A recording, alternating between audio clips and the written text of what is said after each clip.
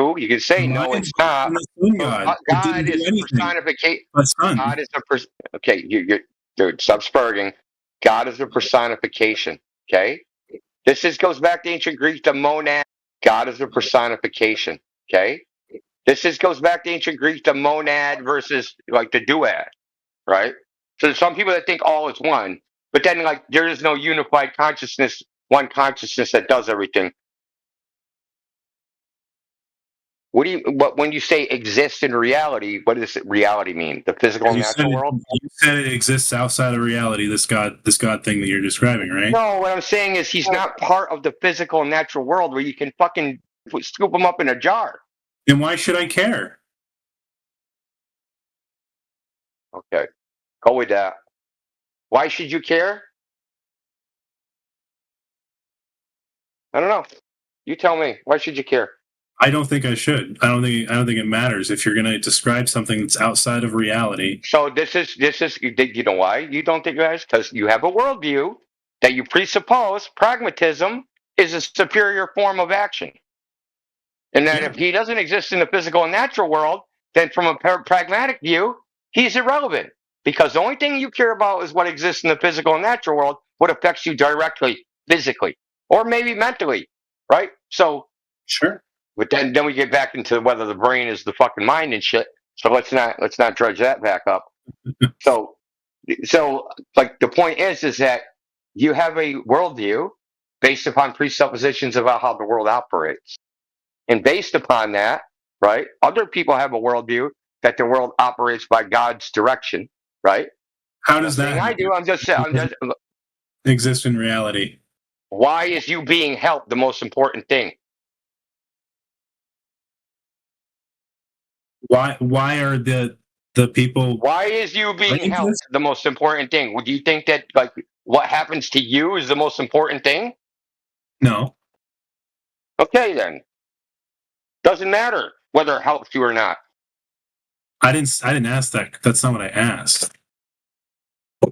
Well, you said, what does that help? Who cares? I didn't ask that.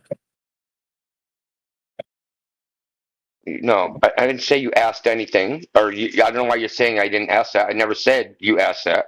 Okay, I said people believe that God directs human events, right? And it might not help anything for them. It might not. Maybe in some situations it does. Maybe in other situations it doesn't. The point is, I was making was they have a presupposition of how the world operates, and then they operate accordingly. You have a presupposition of how the world operates, and you operate accordingly. These are worldviews, right? These are presuppositions. So there's a Yeah, I whole think it's field called presupposition. So there's a whole field called presuppositional apologetics, right? Yeah, I think it's a So you would conclusion. no, it isn't. Well, some things must be taken axiomatically. Yeah, They have to sure. be assumed to be true. Yeah. So you assume that the physical and natural world are the freaking only things that exist. In the sense that of how it's useful for you. There could be other things that are useful for you, and you've rejected them, or you're aware of them, and like for whatever reason you don't find them useful, or maybe they're not, or maybe you've believed in them and then you've used them, and then you found them not to be useful. So maybe you haven't rejected it. Maybe you accepted it for a time and said this was not useful.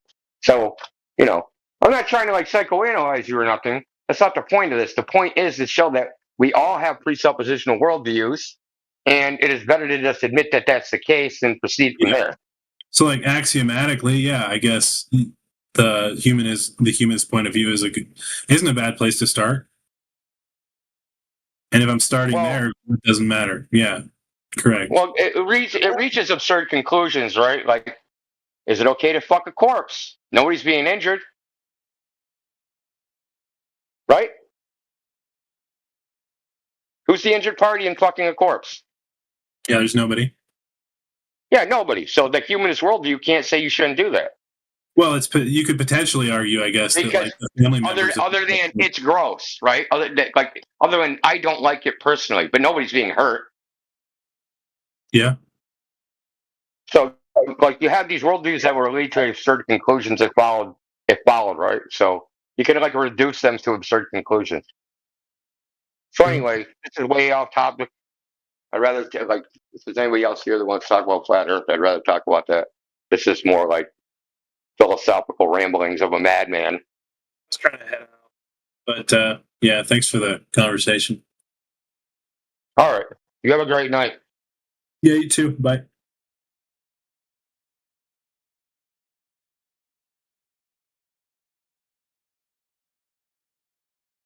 Let's go 1 to 10. How disingenuous. Should I do a poll? 1. Let's do a poll. Fuck it. I'll do a poll in the bucket chat.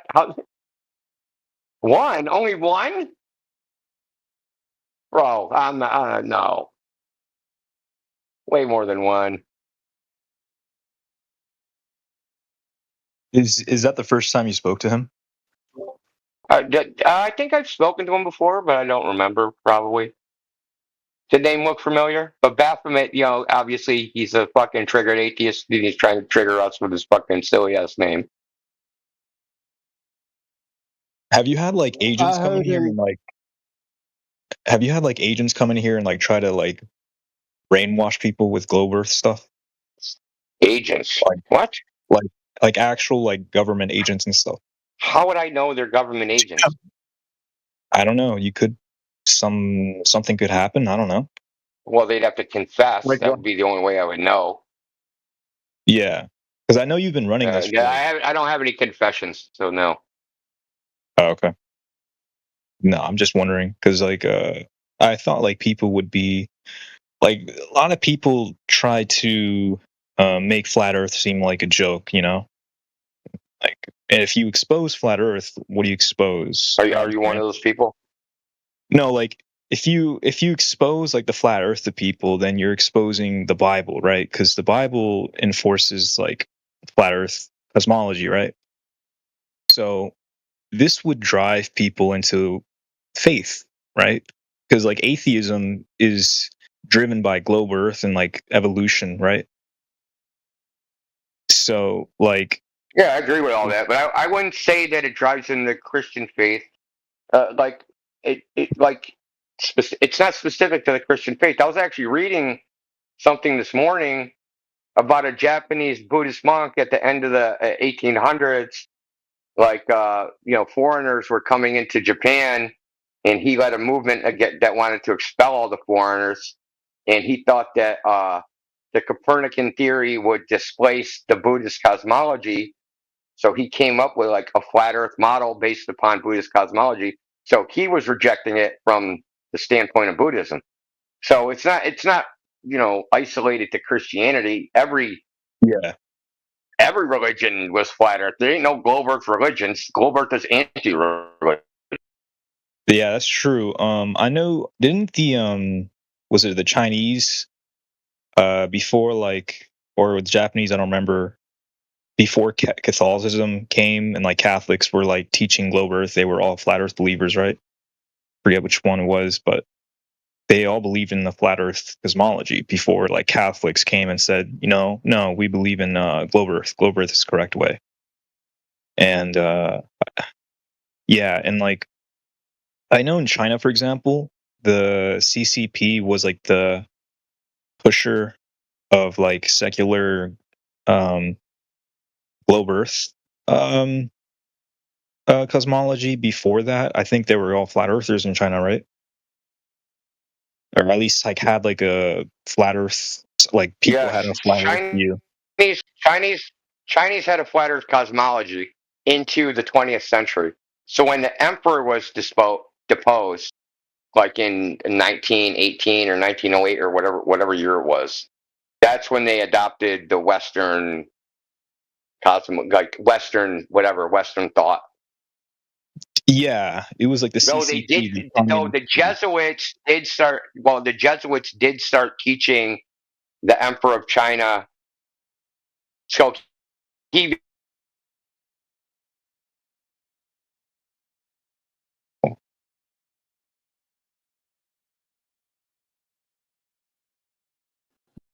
Uh, You said, right? Yeah, okay, yeah, you did. Yeah.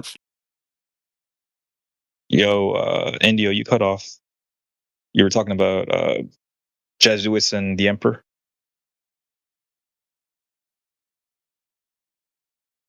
Jesuits were the main characters who portrayed the globe BS to begin with. And secondly, every single government on the planet, they know the shape of the earth that is being flat. Even though the problem is they don't, if you acknowledge the shape of where you live, then there is a lot of problem. I will not even put it religion aspect of you, but a lot of, but about a lot of bullshit that is going on the earth to begin with. Yeah, because like I'm wondering, right? Like China must have made a deal or something with the Vatican or Jesuits or something to which they push the globe Earth because like the U.S. and China were really adversaries, wouldn't like China expose globe Earth stuff and like expose NASA and all that?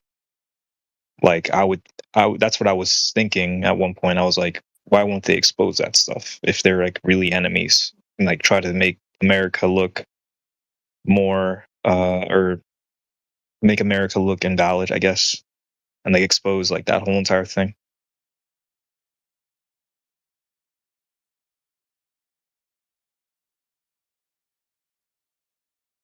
Well, if they were really, really enemies, right? They wouldn't assign the Treaty of Antarctica to begin with, right?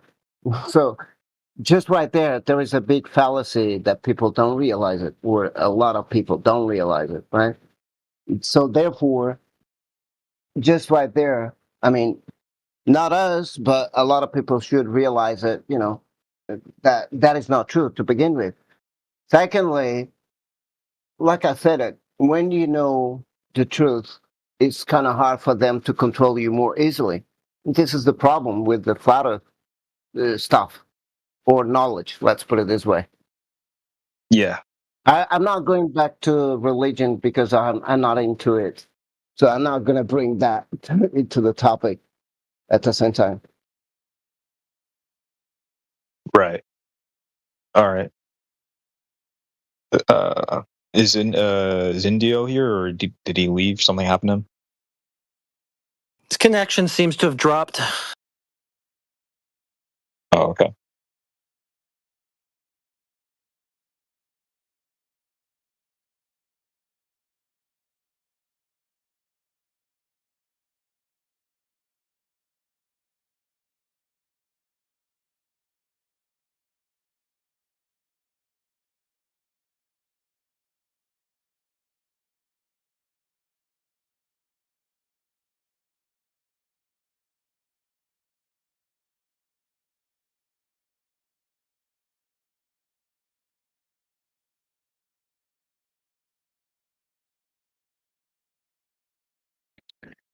Yeah, it'd be more like fighting, you know what I mean? Fighting for control, like families, like ruling families, like, fighting for control, of, you know what I mean? To, to get a bigger piece, but, as far as like globe Earth, yeah, everybody, you know what I mean? Everybody is under that spell. Does that make sense? Like, because China, they got the emperor, the dragon emperors, man. You, they say they come from the dragons. You know what a dragon is? Yeah. And then they got a story. They got a flood story. They have a story about the flood, Noah. You know what I mean? So yeah, and the dragons, of course. If you Nephilim, you know what a Nephilim is? Hybrids. Like how they talk about aliens coming down and mixing with people and animals. You know what I mean? Like that's what those things would be, right? Well, that's what a dragon would be, right? Like.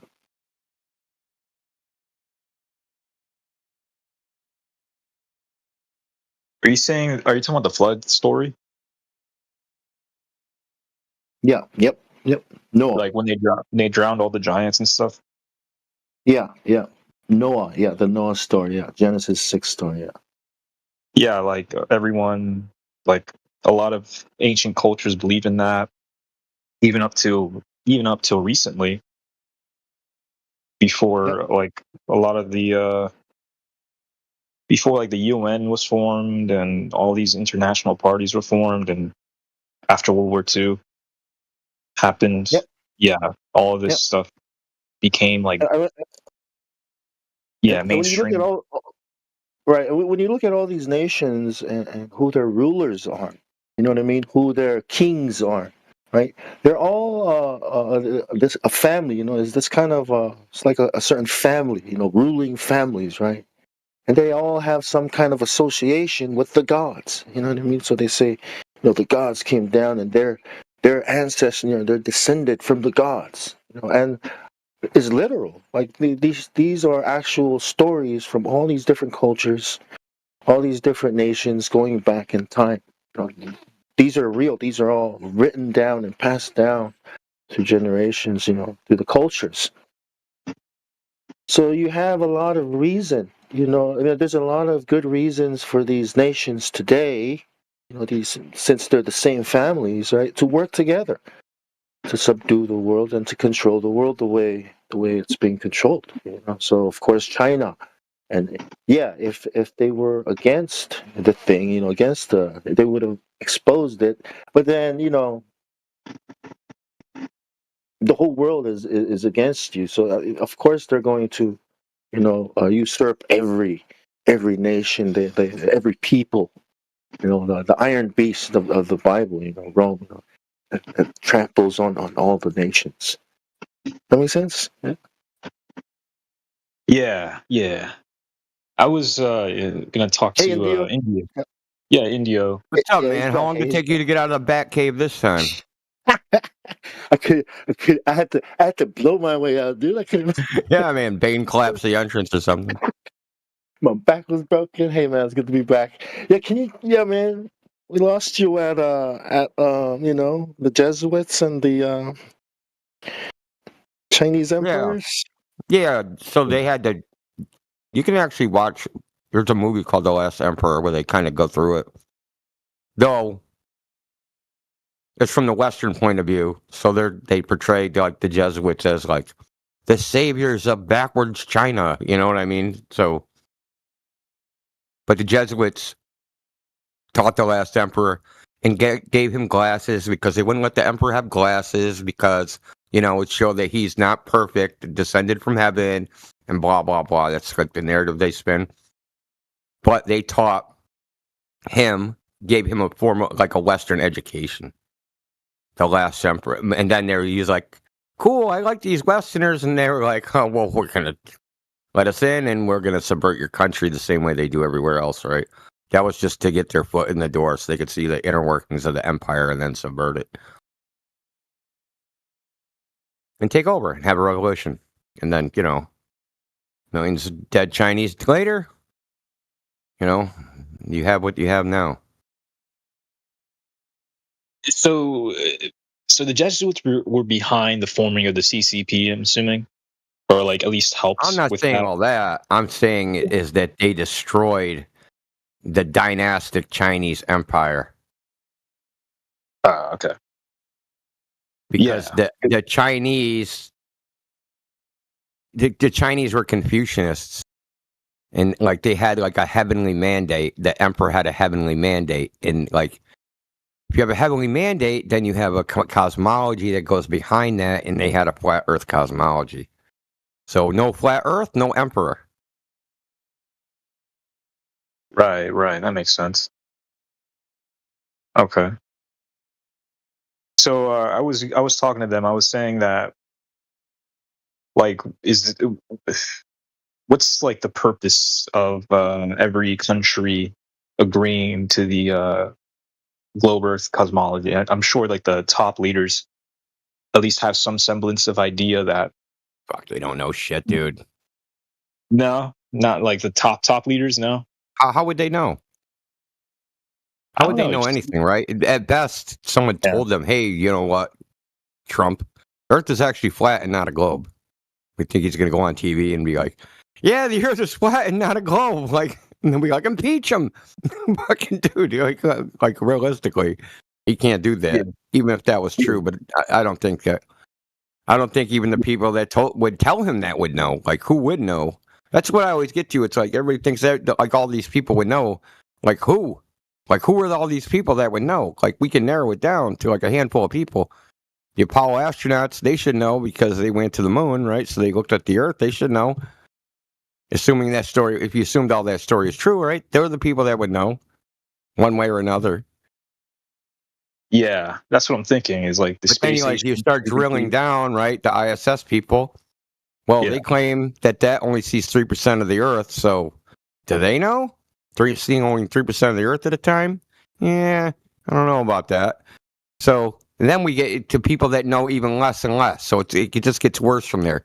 We got the controllers on the ground, and what do they know? They're looking at a screen, and their screen could say anything because the director of the Apollo program said that even in the 1960s, their simulations were so good, no controller could tell the difference between the mission and the real thing. So they don't know anything, and then we just like keep drilling down. It's just people know less and less.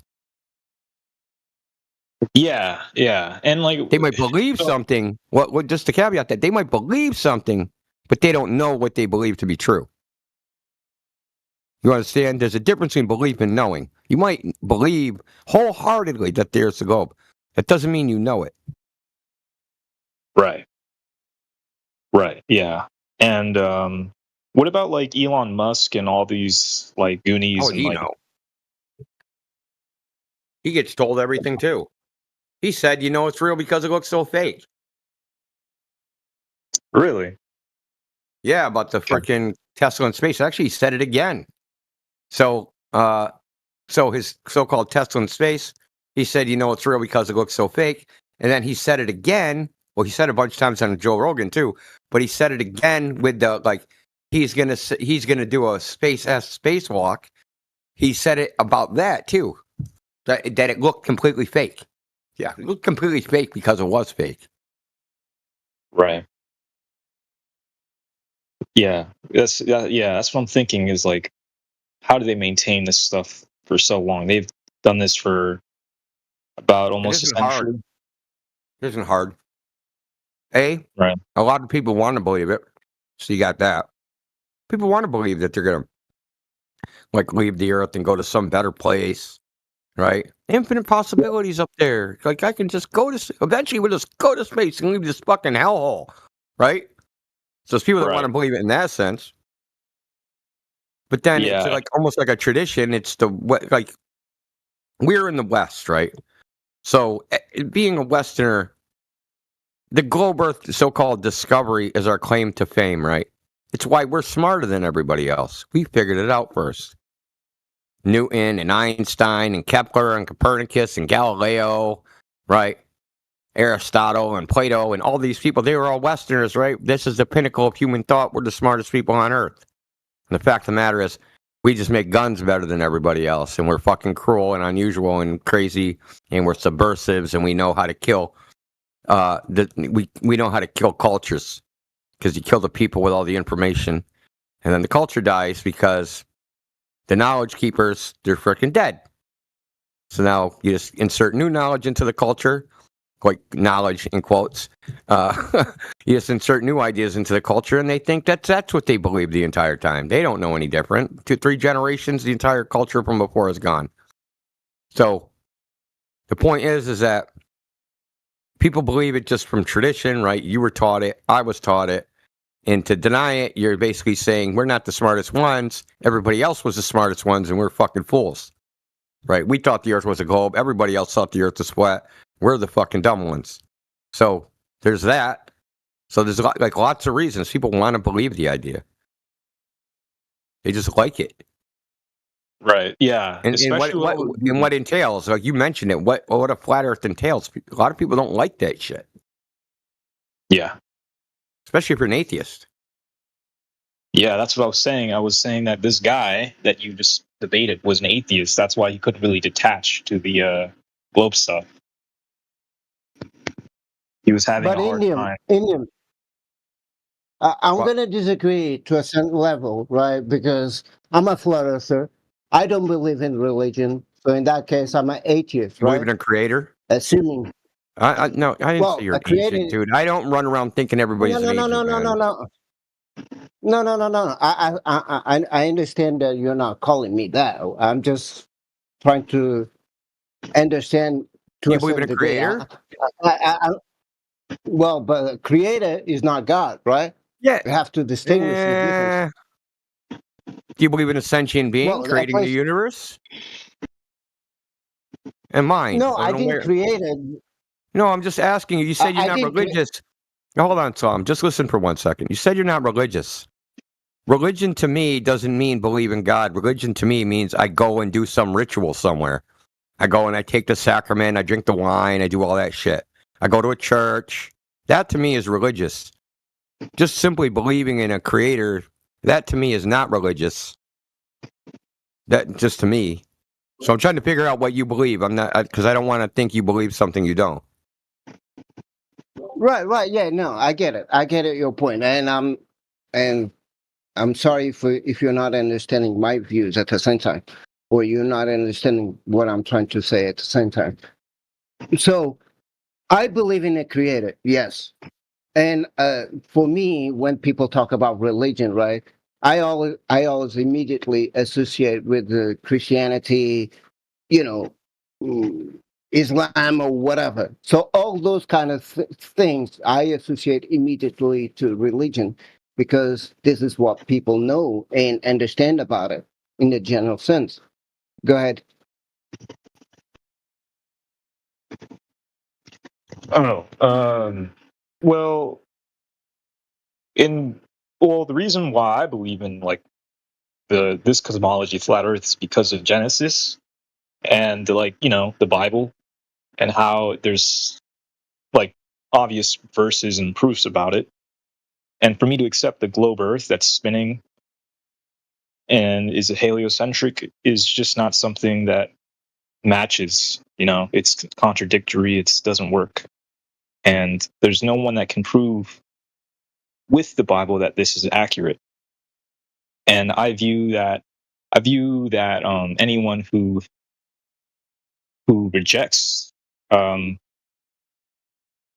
the flat Earth has to basically agree to a certain extent atheism, in my opinion, at least atheistic doctrine, because it does not because people will say that the Bible is outdated or it's just not an accurate book. At that point, you're not even religious. You're just someone who's just following tradition. You're not someone who follows, in my opinion, God and what He has put forth in the Holy Scripture.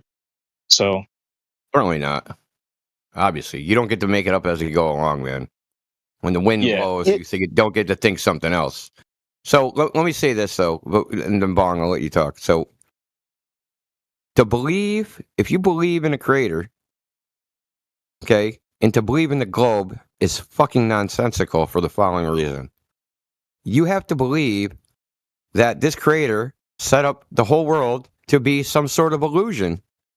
That when you look at the earth and it looks flat, that it's actually curved, and somehow he made you see an optical illusion for your entire life. And then it's rotating, but you don't feel it. And the sun's not moving. It just looks that way.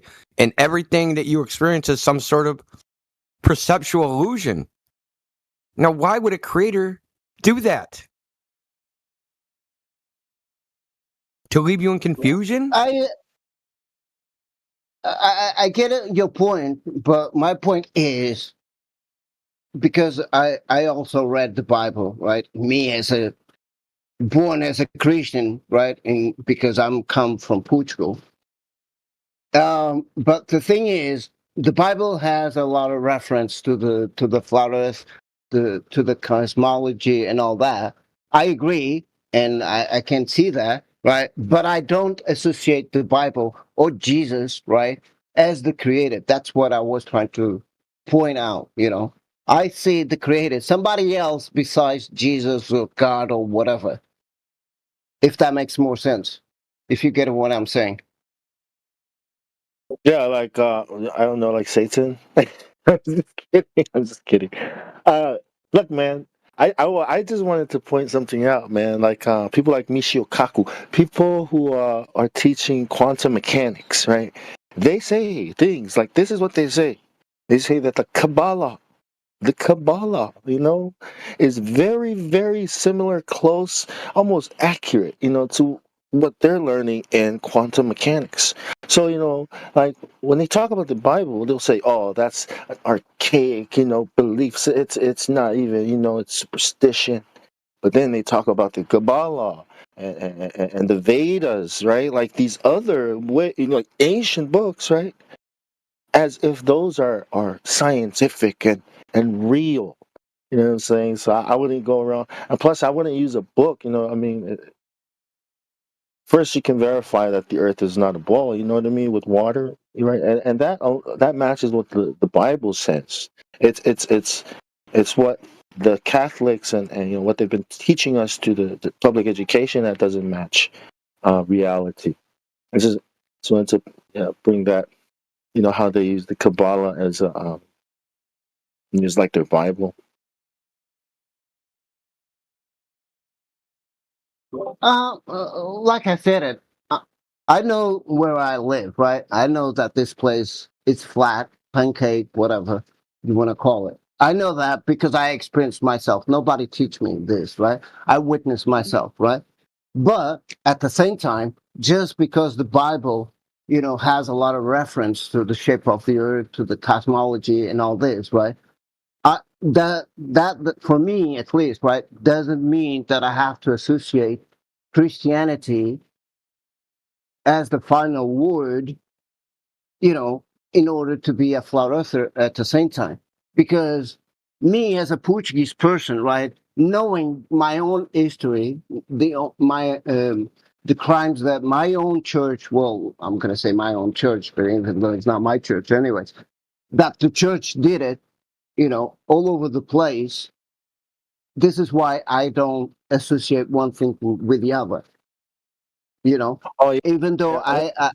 I understand where you're coming from, but go ahead, go So ahead. so so would you say that you disassociating from the Bible and Jesus is because of the crimes of the Catholic Church? What have they've done to people there and everywhere in the world? Is that like the main reason? Would you say? It's one of the main reasons. Yes, Mm. yes. Mm. Even the word Christianity is attached to the Catholic Church. That's why I don't like the word too. But it's what most people who believe in Jesus use, that word. But um, I think if you read the Bible again, you'll see that it's a totally different person. Jesus, God, whatever word you want to use, Creator, than what you've learned from school and from church and from TV. You know what I mean? Propaganda. I mean, that's what the whole globe Earth is about, and science. It's about Yeah, but pulling people away yeah, from the knowledge that they are acquiring from this book that was being translated. During the Martin Luther, the Reformation, during the Reformation. That's why they released science and you know unleashed the globe Earth to counter what people were learning from reading this book that was being translated, the Bible. yeah, yeah, yeah. Again, like I said it, but on the other hand, the same book, right? In this case, the Bible, right, has a lot of contradictions when it comes to Jesus or the preachings or many other things. I could come, well, not right now because I don't know at the top of my head, a lot of stuff that the Bible says that for me, especially, doesn't even make no sense, right? But on the other hand, I get it what you're saying, Right. but No, I no, don't. yeah, I understand too. Let me just I just yeah, because we're getting a bit. I just wanted to say that the thing that you're getting, that you want to get away from the Catholic Church. Also, I agree.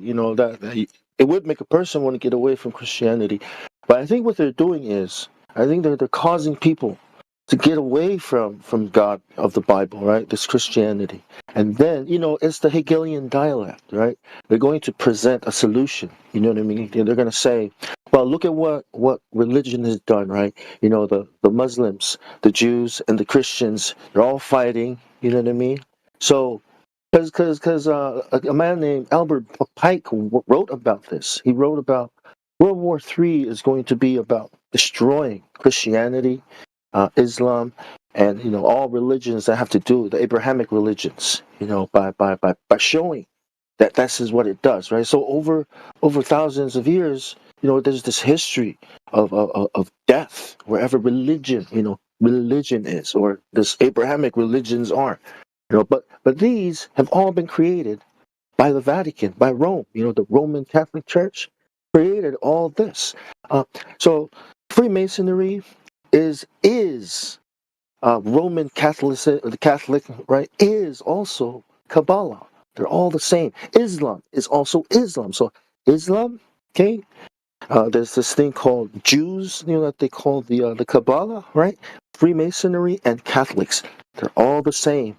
They all worship the same God. They all, the sun god, the Baals, and they're consolidating it, right, by removing. So it's like a trick. It's a big trick. It's making, what I mean. It's causing you to. It's like the bait and switch. It's causing you to want to get away from what's real, right? By presenting you a straw man version of it. The Catholic Church. Does that make sense? I mean, go ahead. No, it does make sense, and I totally agree, understand and agree with you what you're saying. But how can I express a little bit more simple? Is everything Yep. that you just said it I already knew, right? And Yep. it's kind of hard to me to express in simple words, but I get it what you're saying. But again, Yep. I just don't see it the same way, and I don't I, attach I, myself I with it. think there are That's all, two kinds of. I think there are two kinds of flat earthers, right? Flat earthers that that follow the Bible, and the flat earthers that are going to be the new age flat earthers. Because if we think about it, before the globe showed up, everyone knew the earth was flat, right? But not everyone knew the true God, the real creator. So I think it's going to go back to being some kind of flat earth new age, right? So you're either going to be a new age flat earther, aka the Freemasons version of God, right? That we're all God, right? That we're all divine. That this is the idea. That you're God, I'm God, God's inside of all of us, and we can all, uh, by working together and loving each other, we can all become like God. That's the new religion. I think people want to. You know what I mean? It's more convenient. It's better than this Abrahamic religion that they have. But what do you think? New Age flat Earth? well. It's a Well, joke. It's a joke. you can label, yeah. No, I get it. Just You kidding. can label me. No, it's all good. It's all good. You can label me by that, but on the other hand, on the Bible says that. Actually, I was trying to find it, but I cannot. It tells you, right, that you have to look inside of you, not outside of you, right? So that is a clue that God is inside of you, not outside of you, right?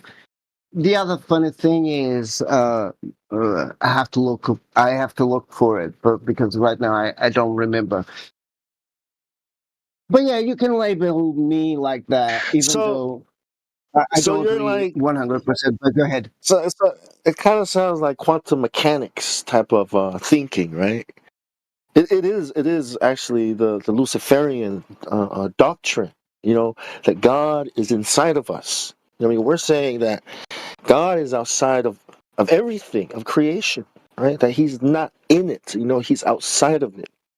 You know what I mean? Where the Luciferian doctrine is the opposite, is that God's inside of us and we create the world as we, you know what I mean, experience it.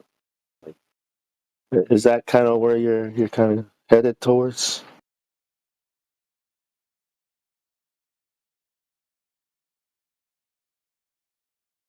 Anyways, Let yeah, me just see if I go can ahead. find.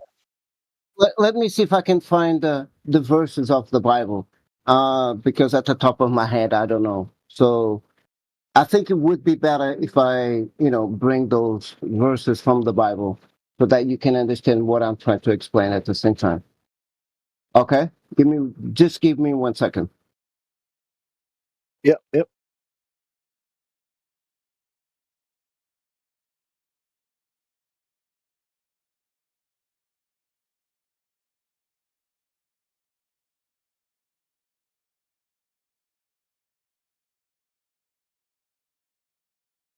Okay, Luke, let me hold on a second. Luke 17:21, where Jesus says, the kingdom of God is within you, right?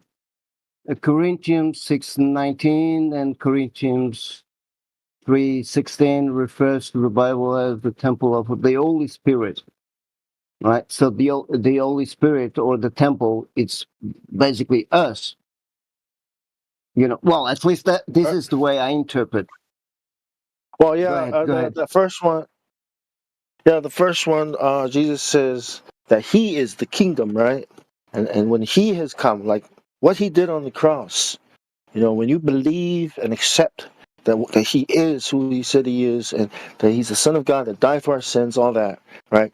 That's when you become part of the kingdom, right? So it's the spiritual church that's here on earth. It's not like it's not a physical, geographic or culture or anything like that. It's you know what I mean? That's what that means.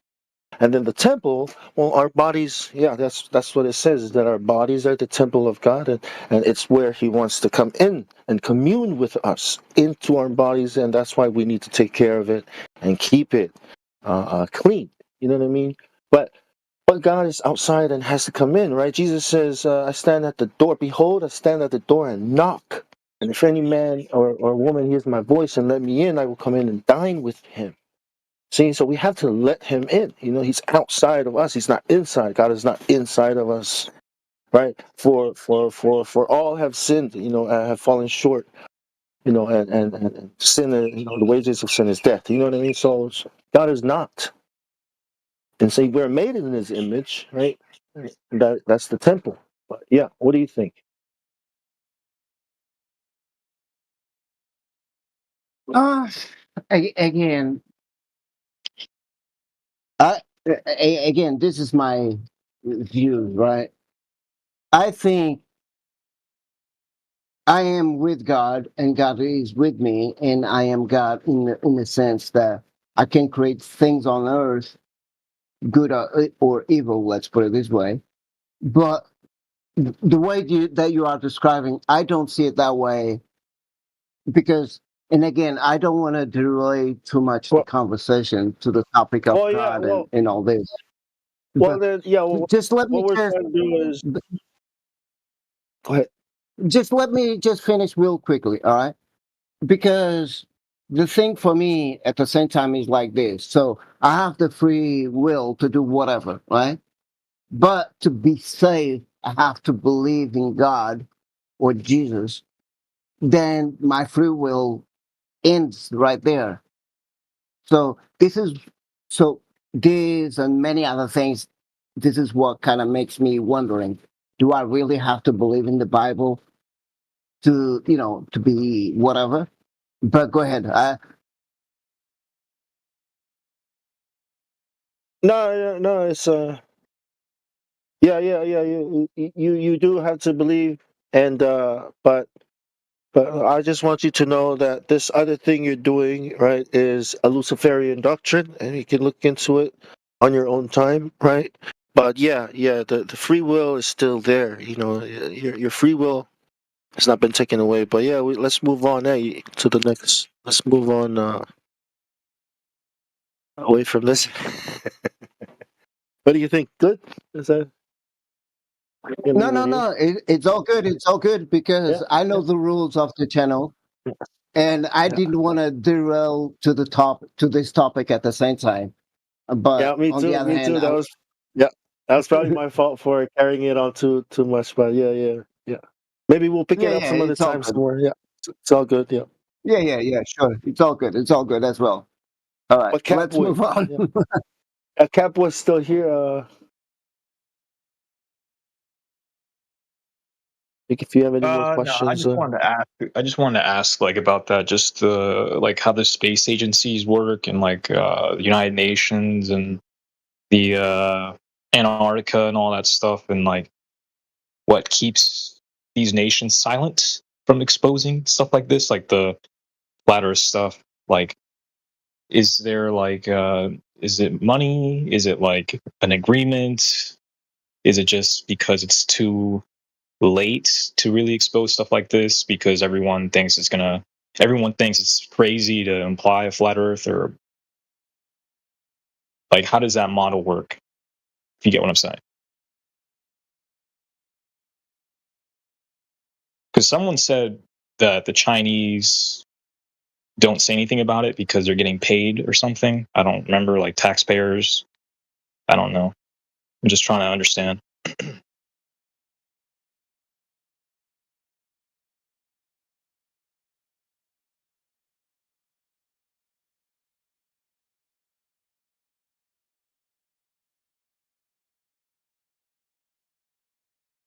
yeah, well, yeah, the United Nations, right? You know what that is?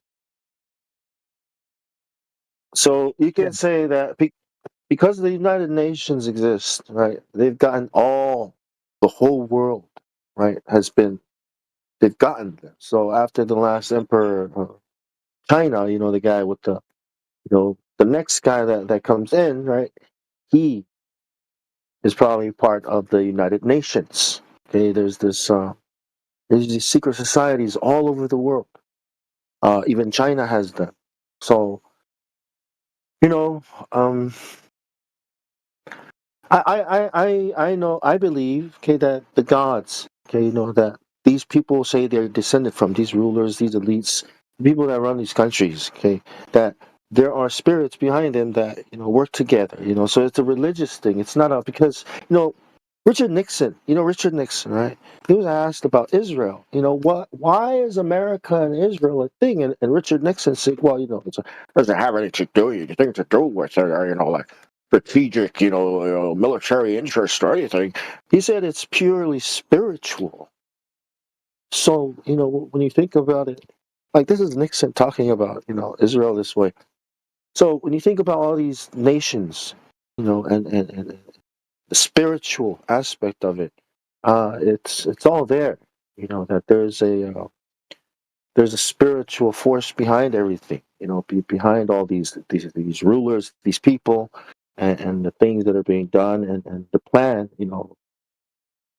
The great work. They call it the great work. The Freemasons call it that. Even Donald Trump calls it that. But you following? Is that making sense? The great work. So Yeah. like, Yeah. so they had like a deal, or like what was the thing? Like what was like the mechanism that So, keeps there's the secret societies. Do you know how those work? What they are? Secret societies. yeah, go on. Yeah. Secret societies. They pray. They pray to spirits. You can call it the disembodied spirits of the giants, right? You can call it the fallen angels. You can, but there's a there's a hierarchy. There's a structure. There's a ruling. There's a spirit, and then there's a person that rules under the influence of that spirit, and then there's the governments, and then there's people of that government. You following? Do you understand? Like, so these secret societies all over the world, right? These cultures from all over the world work together to bring this united nation, this new world order, into to manifest it into the real world. Um, Alice Bailey. Have you ever heard of Alice Bailey? Or the theosophy, the religion. She wrote a book called "Externalization of the Hierarchy." Do you understand what that means? Externalizing the What hierarchy, does it, right? what does all that mean? Who is that, and what does it Like mean? it's like making visible the invisible. It's like manifesting into reality, right? Because these things, these spirits rule, and from that world, where when you die, you go to it, the spirit world. So it's making visible, and plus the people who rule the world on their behalf. You know what I mean? Like they have these secret societies and these rituals and these families and these bloodlines. You know what I mean? So they talk about aliens coming down, and well, they're not aliens, right? They're something else because the Earth is not a ball, And if the Earth is not a ball, and these things aren't aliens, then what are they? And what are they doing with AI and CERN? And is that making sense? Like how, like in Yeah, China, like if you look at China's culture, you know what I mean? The dragons, right? The dragons, the emperor families or the ruling families, all say they descend from the dragons. So there you've got those bloodlines, and you've got the European bloodlines, and then you got the all over the world. Go ahead. Do you want to say something? Respond. no, it was good. It was good. You can continue. Do you have more to say? Yeah, yeah. Look into like type up this guy named Gary Wayne. He's his research is kind of perfectly lines up with flat Earth. I don't think he's a flat earther. I think he might be. I don't know, but he's got a lot of material to you can also look into. Um, Gary Wayne. Who else is um yeah, Gary Wayne's pretty good. Just he's got a lot. It's called Genesis 6 Conspiracy. That's pretty good. He's got a book, but it explains a lot about how what's behind the powers, the authorities and all that, the meanings.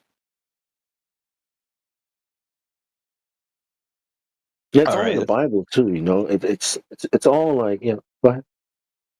So Genesis 6 by Gary Wayne, or Genesis 6 The- conspiracy. My fault.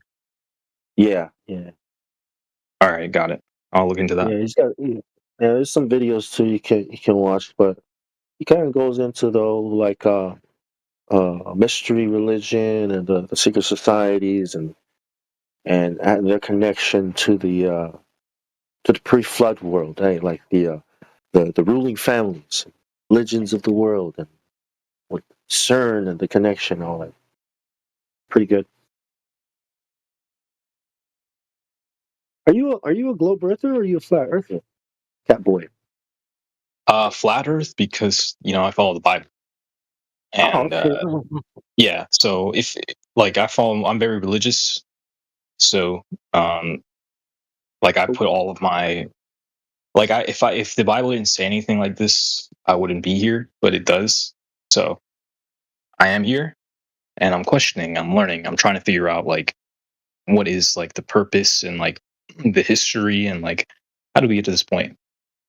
Like so I put the Bible above everything, like above all science, above all that stuff. So it's like my authority. You know what I mean? Yeah, yeah, I agree too. But when I was growing up, uh, 12. I remember 12 years old. They taught evolution at school, and I went home and I questioned the Bible. That's what it did. That's when it happened. You know what I mean? And now that so I doubted the Bible this whole time, because I wasn't sure.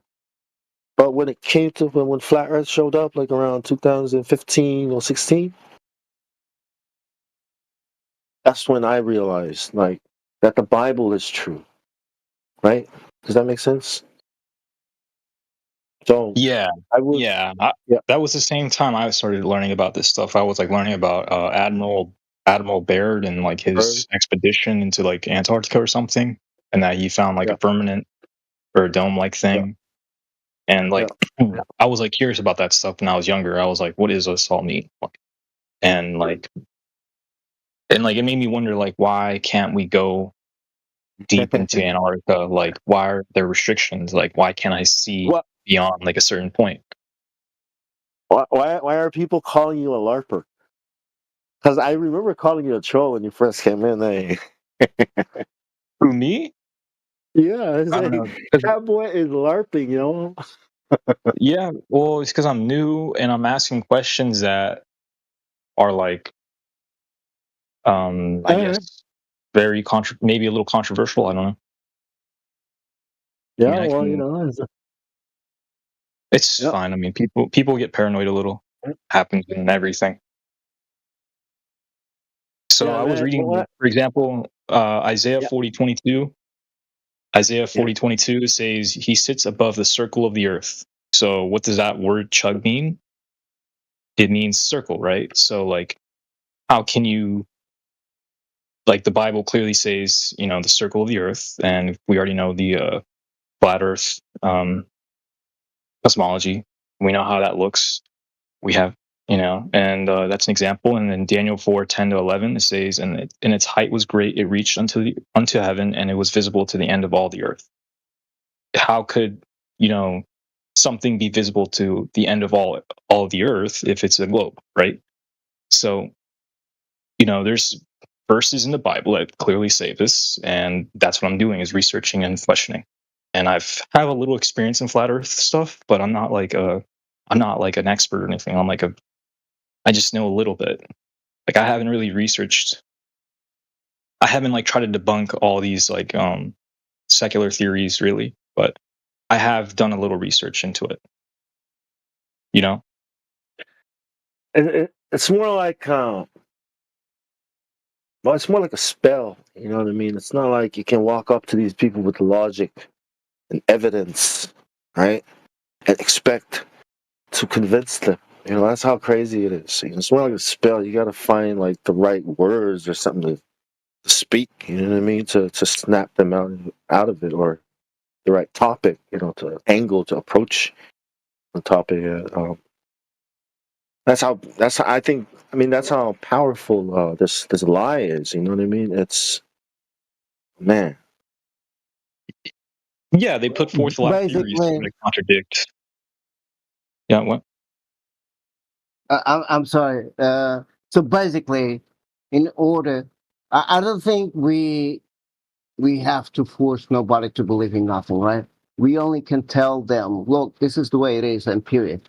But the best way to do it is to have a good communication, right? Using the best keywords or trigger words that makes them think twice. Hold on a second. This dude just told me something that is awkward for my brain to process, but at the same time, I can see it exactly the way he's talking to me, even though I never saw before, you know. So in other words, is like um you have to, when you engage into a conversation with somebody, you have to know that person, and then you have to try to use the best trigger words that gonna flip his mind to realize that what you are saying will make sense for his brain to process at the end of the day, if you get what I mean.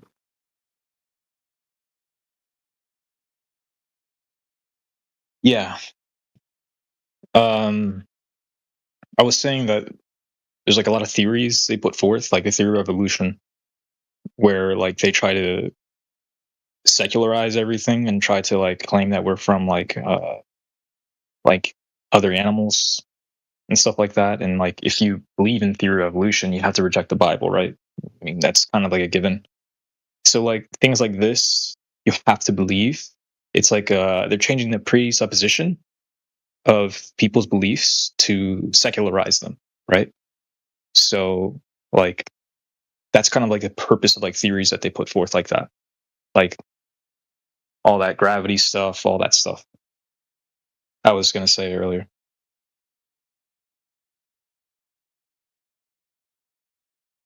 Right, but at the same time, right? So for example, like the water, right? But this is the thing: the other person has to be triggered to understand where you're coming from, right? Because for me, with the water, right? Even though I already witnessed a lot of things that never make sense to my brain to begin with, but with the water, what was funny for me was I was with a friend of mine. He does surf, right? And one day he said it to me, "Oh, the water is flat." And I'm like, "What? What are you talking about?" And so when he mentioned that word to me, right, I was like, well, "What are you talking about?" "Oh, the water is flat." And I'm like, "Huh?" But then, since we are friends and we live close to one each other, and I start watching more closely to the ocean, right where we are, you know, one day I came across, hold on a second, where I am, the distance that I do from one point to point A to B, in this case, from home to work, and all this takes me more than 35 kilometers, and this and that and whatever. And every time I move from one place to another, I don't see no curvature whatsoever, even though I was on the floor, let's put it this way, in this case, on the train, right? But because I'm on the coast, I can see the water every single minute when I am traveling on the train from my house to my workplace. And and so I think, again, if you can try to approach them with simple questions that can make them think, it's the best option. If that makes sense. I don't know if I'm making sense anyways, but I hope so.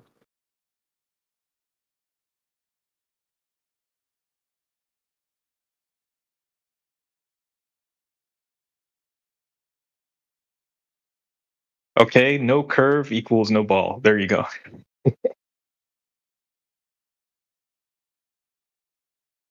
Yeah, for example, but in my case was my trip to Norway when I saw the sun of the moon, the sun of the midnight at the same time with the moon, and on the highest mountain of Norway. And I was like, what the heck is going on here? That should not be possible to be watching the sun or the sunset and the moon at midnight, right? That was the final trigger for me. But again, it has to be me to witness those kind of events to realize, okay, now nobody can tell me otherwise because even the viewers in Norway, right? Everything is, I mean, it's impossible to say how come this piece of or mass land can be on the ocean by itself and ha, have a curvature in between when you travel the entire place, right? You don't even see it, or when you fly on the plane, right? You should encounter curvature, but you're going to realize that the plane doesn't count for curvature whatsoever. So there is things that has to be you witness, and there are other things that you know simple Yeah, questions or answers, or. But go ahead. yeah, yeah. I think most people automatically default to it's so big it looks flat. You know what I mean? They don't know how big. They just know it's like really big. That's why it looks flat on a plane. They say they're on an airplane and they look down and they don't see curvature. In their mind, well, that's because it's really big. You know what I mean? So that's why it looks flat. So I don't think they ever think about it that way. Well, not many of them do. I think only a few people actually think through it. The way most of us have, and the rest they just hit a wall and it's really big. Let the scientists deal with that. People they don't even question how many miles do I need to find the curvature, right? They didn't even question those questions. So it's kind of like but it is what it is, if you know what I mean. Go ahead. Yeah, yeah. I think it was designed public. You know how they taught it in school, public education. I think it was all designed to have that that way that everyone looks at it. You know what I mean? Like that, it's so big. But those guys know how big it is. I don't really need to ask. Like it's really big. They're not even looking. They're not even looking out to the horizon and thinking like, wait a minute, it doesn't look like. Wait a minute, shouldn't it at least be like? Because they have no idea how big it is. So it's really big. Like actually, it's too small. The radius.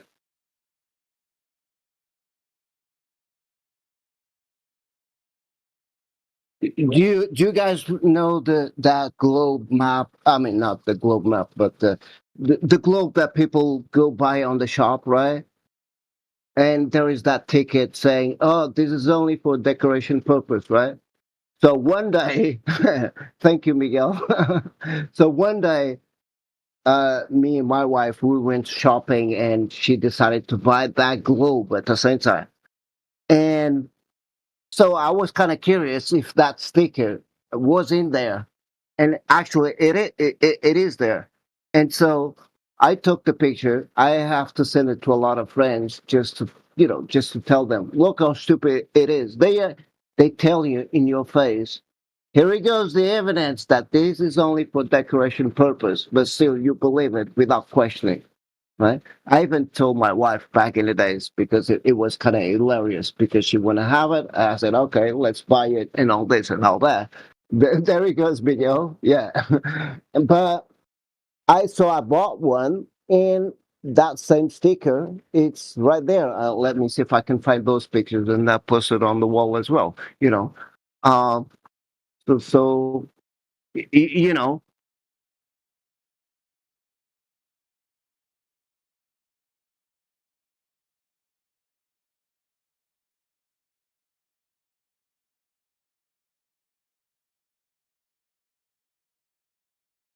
They're probably looking at the globe and at you and thinking like, what does it all mean?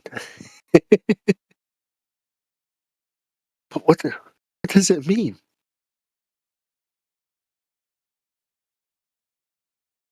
Does it mean it's a toy? I mean, does it mean it's not?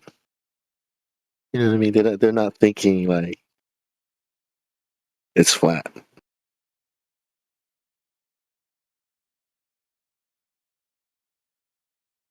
Probably thinking, well, probably the scale of the land masses is probably not accurate, but that's probably what it means.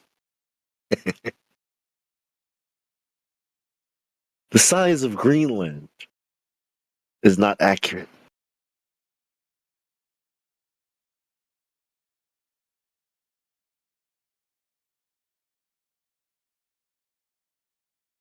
there is a movie talking about that. It's kind of funny you just mentioned that. And there is a bunch of movies at the same time, uh, you know, depicting the shape of the earth at the same time. I even took pictures with Miguel, and many other people just you know, to explain. Look, why in the heck they're gonna put this picture on this movie? Why there is this picture on that movie, and so on and so on? Or why they are even talking about it? Right? This is the thing they put this sublime message in front of our eyes and we cannot see it. And this is the thing, this is the tricky or the spell that they put it on us, basically, you know. I think it has to. I think it has to do with what I brought up earlier too, like the externalization of the hierarchy. They're trying to. I think what they're doing, like doing that, is they're trying to indoctrinate or familiarize the public with with their worldview. You know what I mean? With their religion. You know what I mean? Especially with the globe. You know what I mean? And the stars and planets. The names of the gods. They name all these things a certain way, and then yeah, I think it has to do with trying to introduce and familiarize people with their religion, which is we are gods. Like the aliens coming down and I don't know, genetic evolution.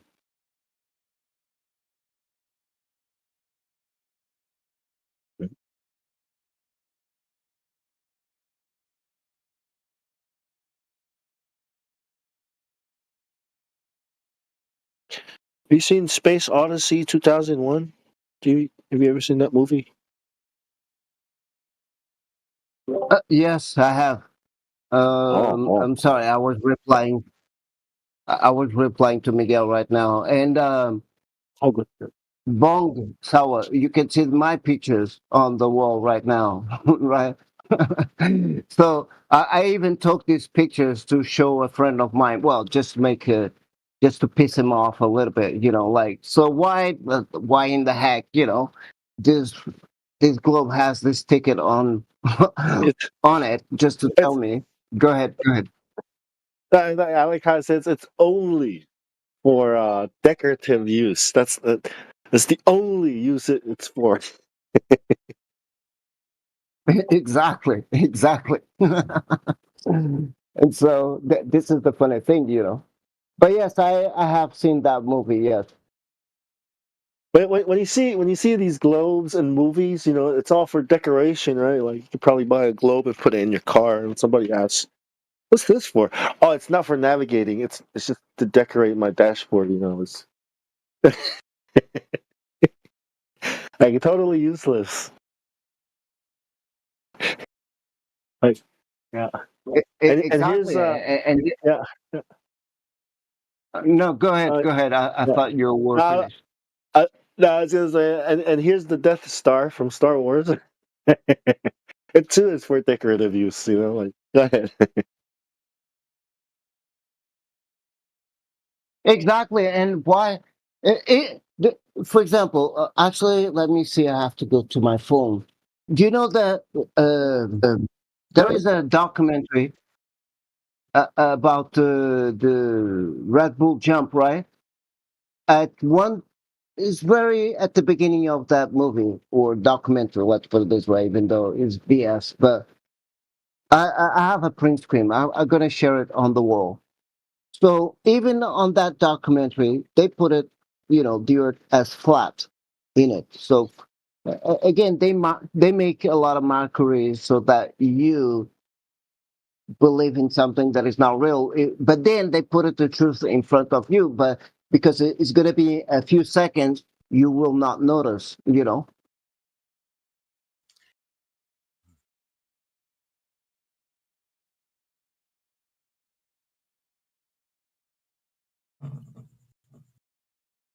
Oh, are you talking about the flashlight? No, the Red Bull jump, right, Oh, of the red Felix jump. Bombardier. Mhm. Yeah. So they Inside the camera, they made it. inside. I'm not sure. So I didn't saw the full documentary, right? I just saw a glimpse, just to see the BS that it was, right? But it was funny on that, few minutes that I saw that documentary. I noticed in one frame the earth was flat, basically. So they show you the globe first, right? And then after a few seconds, then you're gonna see a flat plane. It's like, what the heck? So this is what I was trying to explain. It's on that documentary, even they are trying to explain to you, oh, you are on a spinning ball, right? But they still put the truth in it. You know, I'm trying to see if I can find the picture.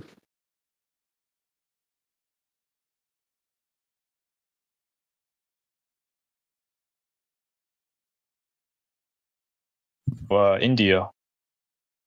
You know, I was asking about eclipses. Have you heard about the Ketu Rahu thing? uh, I mean, I'm not. Yeah, I've heard about it, but like, it's not a lot of information. Yeah, it's very. I've tried to find people from India and stuff like on Discord or whatever and have them explain it, but they're very secular.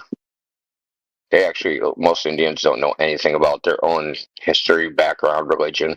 We did have one guy who knew a little bit about it, but he was kind of like, I would call it like an offshoot, like sect of Hindu. So he knew some things, but it wasn't like he didn't know a lot about it. He knew basically what we know, that there was, some idea that there was these other dark bodies, Rahu and Ketu, that block the sun or block the moon.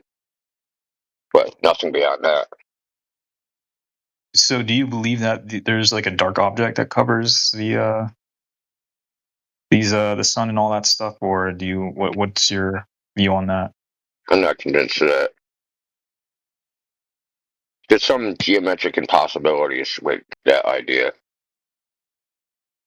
Like, So, it's like a lot of people don't know this. Like a sunrise solar eclipse and a sunset solar eclipse are impossible. so Yeah, so how does if you see the eclipse like on the horizon, that's just impossible oh, okay. because the horizon is supposed to dip down, right? So now, if you're looking at the horizon and you got a line of sight to both of the objects, and one is 400 miles away, farther away than the other, they can't be on the same line of sight. Right. Right. Because you're not looking like straight at them, right? You're looking dip down angle, right? So the tangent. So if you draw yourself on top of a ball and draw that tangent line, and that line goes through the moon and the sun, that means that the sun and the moon and the Earth aren't lined up. So, what is causing the blockage then? Like, what is causing the darkness? I mean, Like, the darkness could be just less light. Doesn't have to be a blockage. really? So yeah, so think about this. When you watch a movie projected on a screen, does the projector project black light? Like the black parts of the movie, is the projector projecting black light onto the screen? No. That's Doesn't even make sense, right? Projecting black light. really good. No. Yeah. Yeah, so that part of the screen is just darker. It's actually being illuminated by the light. It's just darker than the other parts. So to you, it appears black. Interesting. There's actually a video on this. I'll post it in the chat. It's pretty cool. Yeah, send me videos, send me a bunch of stuff because I'm trying to like get hip to everything. I'm trying to learn everything. But the fact of the matter is, not only is the cause of the eclipse not known, it's indeterminable because you can't do the scientific experiment required to ascertain its true cause. Because we can't manipulate the moon, can't manipulate the Earth, we can't manipulate any of these things. Yeah, that's where God does those things. Because Well, it says in the we Bible know, that well, I'm talking about from the viewpoint of science, right? We know okay. how to establish cause and effect relationships using the scientific method, and you can't use these methods on the sun, moon, or anything, right? Stars. Yeah. So you'll never know with any reasonable scientific certainty what the cause is. Now, you can come up with models that predict when they happen, and those exist. The ones that are used now don't use a globe to predict when they happen. In fact, if they do use a heliocentric model for prediction, they don't. It doesn't work. So they use like a geocentric model? They use an observer-centric model. Oh, okay.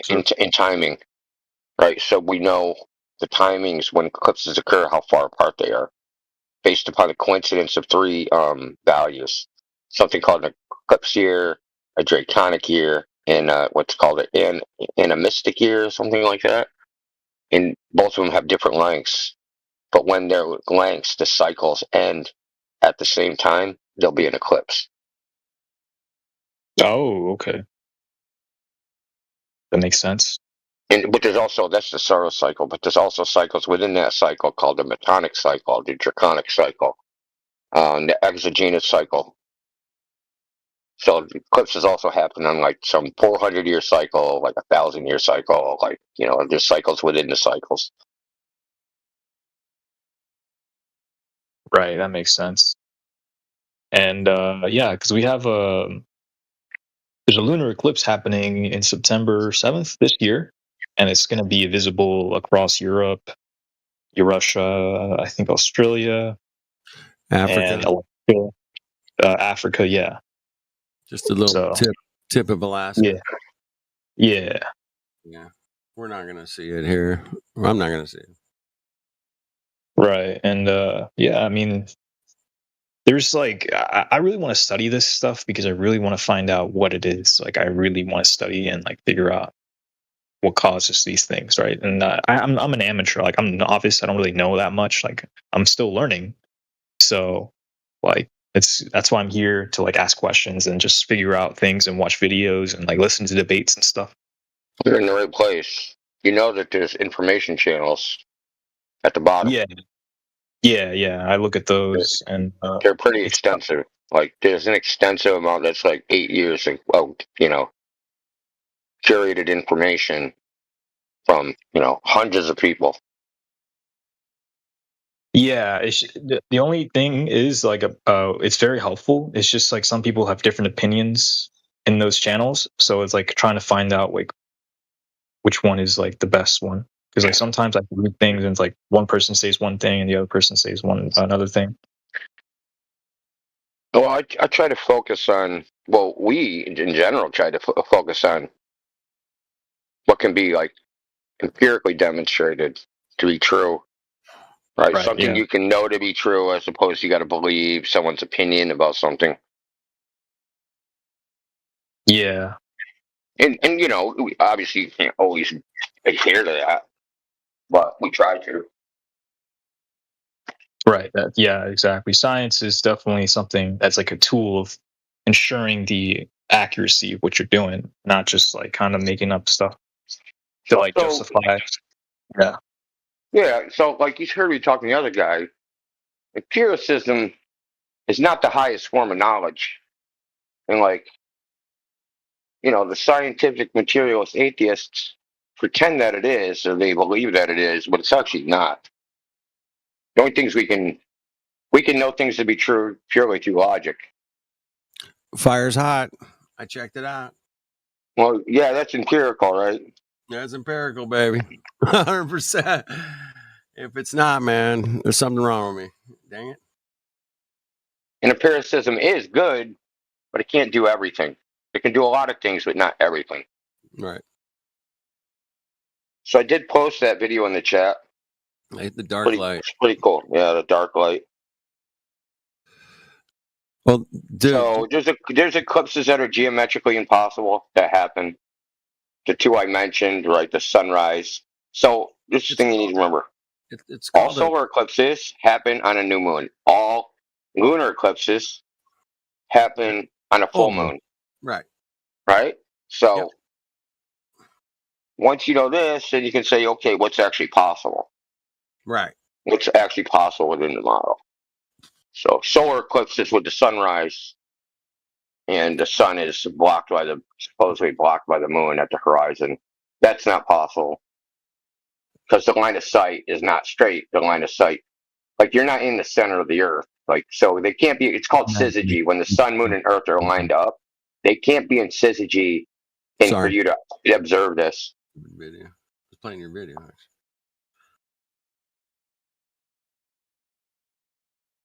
Fuck. Interesting. are you aware of the Solomon eclipse? Have you heard of that? Say it again. The Solomon eclipse. Have you heard of that? Yeah, I was reading that a little bit. It was interesting. It's like the way the shadow looks is not what you would expect during like on the Earth model, or I'm sorry, globe model. Well, the sun and the moon are higher than your head, and the earth is under your feet, and the thing that's supposed to be casting the shadow is not between the sun and the moon, because those two things are over your head. Right. Yeah, that's kind of a.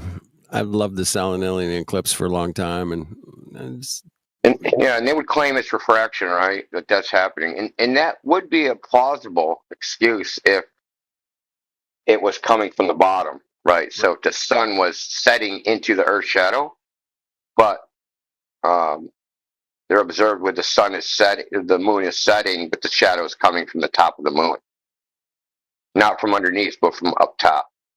yeah, that's kind of the dead giveaway. Like, okay,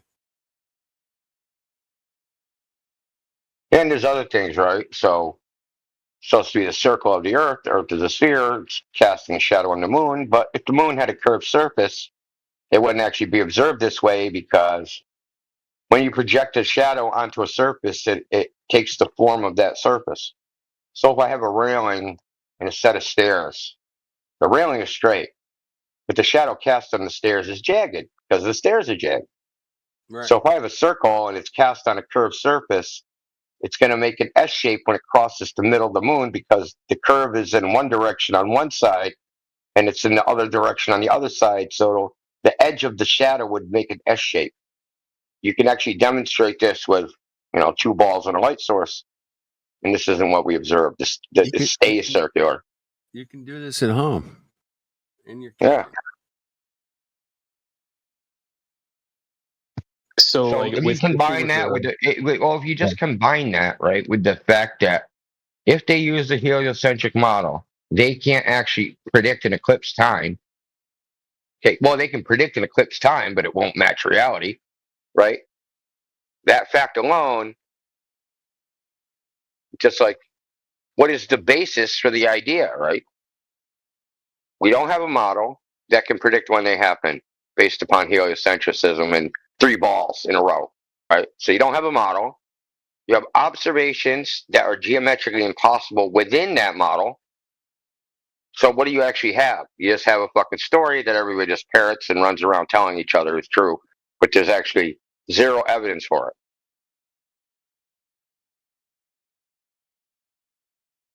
so if it was a globe, the shadow would be like an S shape.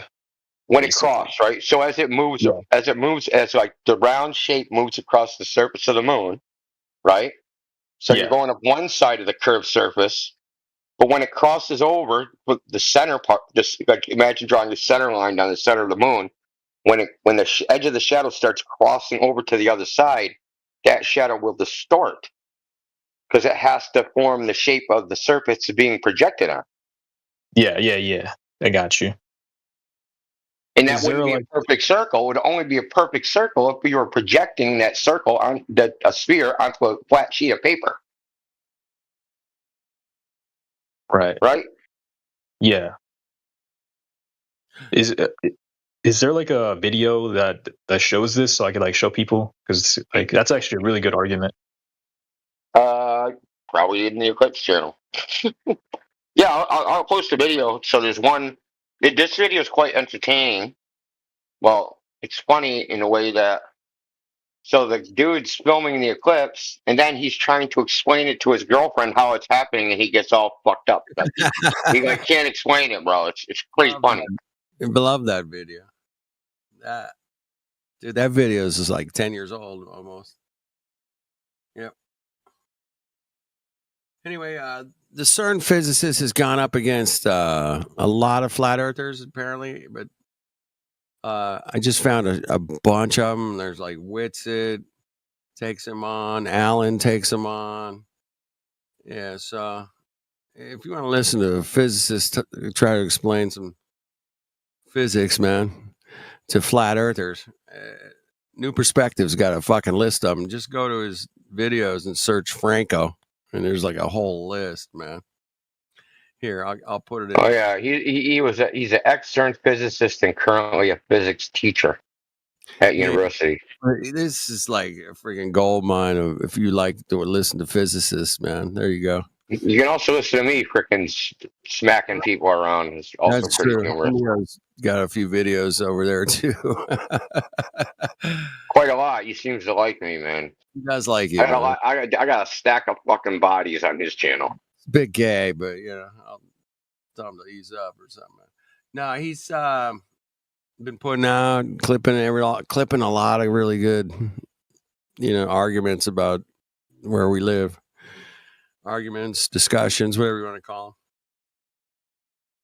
them. But yeah, there's a whole cache of them over there with Mr. Franco, physicist. And then there's another thing I actually want to go over is the is it forgot the name of the law. It's like the Coulomb's law. I think is how you say it. Coulomb's law. Yeah, Coulomb's law. Yeah, Coulomb's law like describes an electric force between charged particles and stuff. Yeah. And like it's like there's like a physicist that says like this force is like what causes objects to go down, not gravity in the earth. Right. There's a lot of there's a lot of hypotheses on what causes things to fall, and none have any validity. And I mean none. And I say that for a reason. I'm not just saying it for no reason. I'm saying it because you can't do the experiment. Like the experiment you have to do, you got your observed natural phenomenon, falling object. Now you want to know the cause of that. Like, okay, so let's do the experiment, how we figure out the cause. But whatever we think the cause is, we have to be able to vary and manipulate it and change the effect. So say we have say it's mass. Mass is attracted to the other mass, and that's why it's falling. Okay, let's vary and manipulate the mass. Okay, when you do that, you get the same effect. It doesn't change the rate of fall.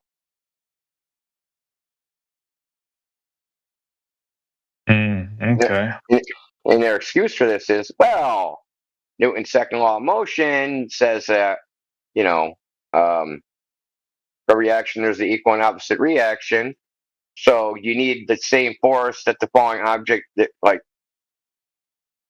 to move the object in the first place, because it has a larger mass, it takes more force, right? So this exactly cancels out so that all objects fall at the exact same rate.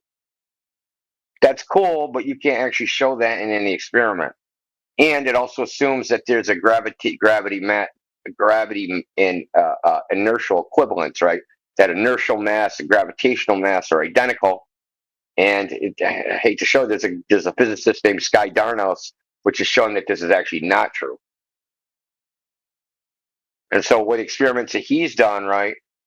So he takes different elements, and there's also another guy that did a Bremen drop tower, which is a vacuum chamber, where he drops a bunch of elements of the same mass but different composition because they're different elements, and he drops them and they don't fall at the same rate. This dude Sky Darnos has also done these drop experiments and shown that they don't fall at the same rate, but they have the same inertial mass, right?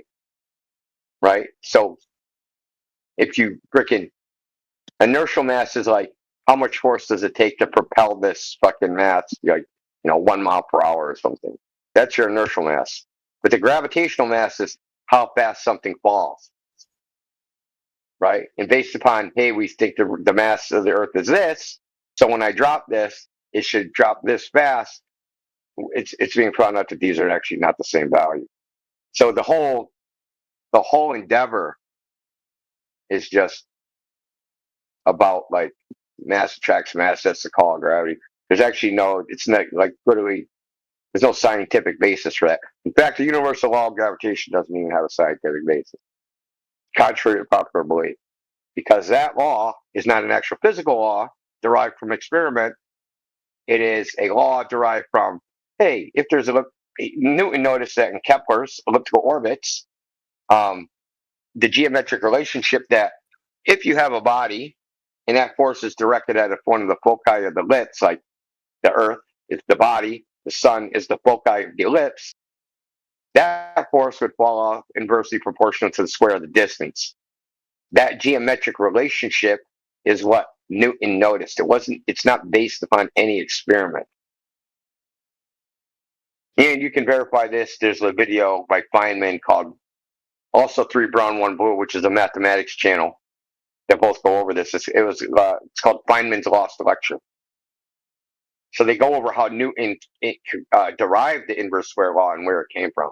Though, I should say, Feynman talks about it. He says he's not going to derive it that way. Newton derived it from using conic sections, which was an old mathematical tool that they don't use anymore. But you can get the equivalent thing using vectors. Anyway, it's like neither here nor there. The point is that when people think about gravity, it's kind of like, I wouldn't say, it's kind of like,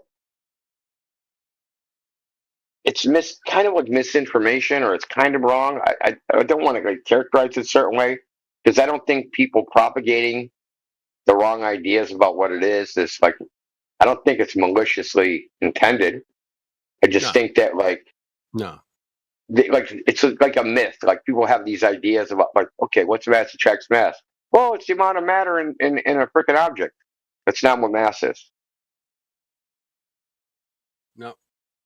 It's not the definition of mass in physics. Okay, but people have this idea that that's what mass is. If I have a whole bunch of material, then the gravity will be stronger. Yes, but it's not the. But the mass is not the amount of matter. It's more than that. Like if they try to count up the number of particles in a material and say, "Hey, this is the mass," that will not give the correct value. How the fuck So do what, we count the particle? what would it be then? What's the correct value? How do you find that? They would know it empirically by measuring it, but they couldn't predict it from counting the particles. And what they'll say now is that, well, there's a nuclear binding energy, and because the mass energy equivalence, right, the energy is equivalent to mass, right? Now we're talking about inertial mass, right?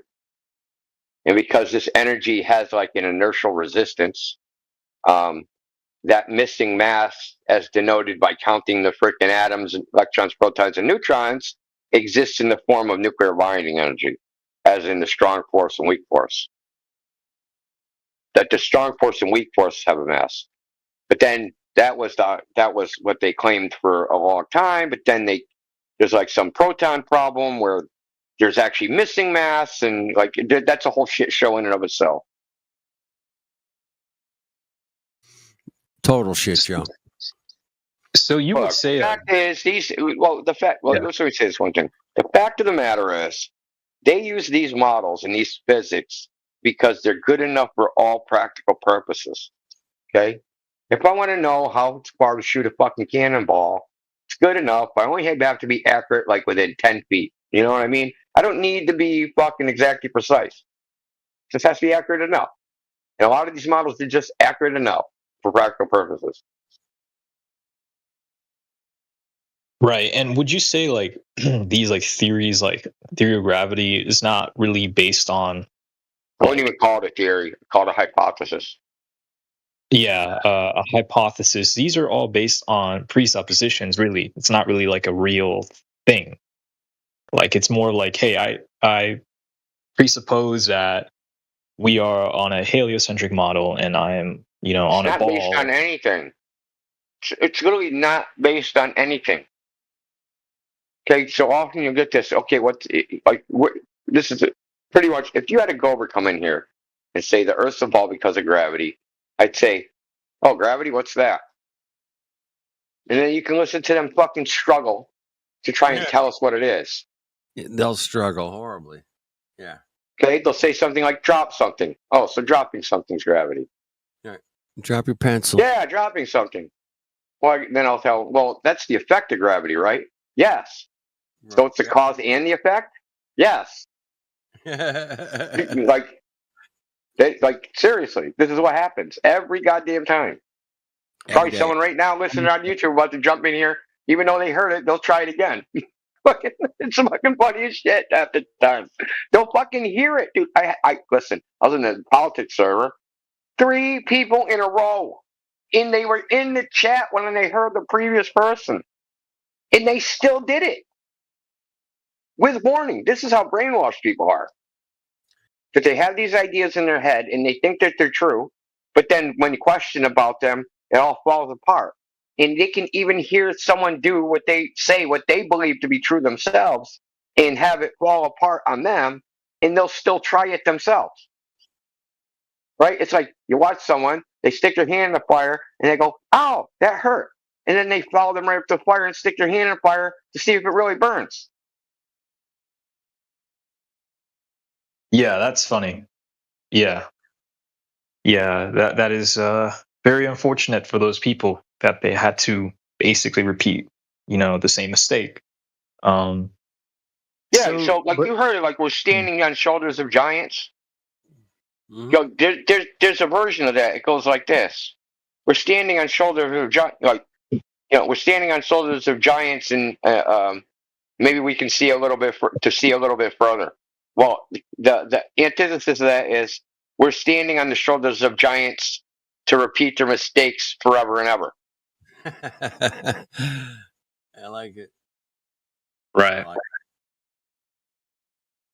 Right. So, but these theory or like these hypotheses and stuff, these people had to believe, like they were trying to justify like a globe, right? Like, because like if something falls down, right? Like if you obviously if it falls down on a globe, it's gonna fall off like the globe, right? If you're on like the sides of the globe, I guess. And so they had to say that, oh, gravity actually is what's keeping it from falling off Yeah, the globe. they even say this. They say what you're saying formally. So if you look in like the very first published book on geodetic surveying, it's called Higher uh, Higher Mathematical Theories of Geodesy. And geodesy is like geodetic surveying. It'll say in the beginning, like, we can't measure everywhere on the Earth. We can't measure, and they go through the problems of different measurements. So we have to assume that the Earth's a sphere using a theory of formation. And the theory of formation is that there's gravity forming things into balls. Now remember, no one has ever actually observed this to occur. Now you could say, hey, look, I see in the sky planets are balls. Yeah, so what? You didn't watch them form. And even if you did see them form, would you even know that it's gravity that's forming them? From here, right? You look to a telescope, you'd see them forming. Like, how'd that form? Oh, gravity. How do you know that? Yeah, they have to pretty much just kind of make that assumption. Like they have to like say, oh, it's this, you know, they have to sort of enforce. The globe, look, the globe is a religion, dude. That's all it is. It really is. Like, when you scrape all the fucking sauce away, dude, underneath the sauce is some rotten spaghetti, man. It's just a religion. A lot of the things are just believed on, like you said, assumptions, right? They just believe it to be true. They just presuppose that it's true and go from there. And oftentimes, as I'm sure you've encountered, is that their justification for thinking it's true is everybody else believes it. Yeah.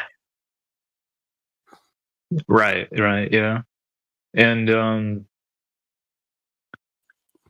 yeah, it's like what makes me wonder, like what did the Greeks think? Like why did they think this way? Like why did they like where's the It origin of wasn't, this? well, that's the thing too. Like, it wasn't all the Greeks, it was some of them. Yeah, some of them exactly. And So you got Eratosthenes, right? So he's supposed to calculate the circumference. At the same time, in the same city that Eratosthenes lived, was a guy named Thales of Miletus.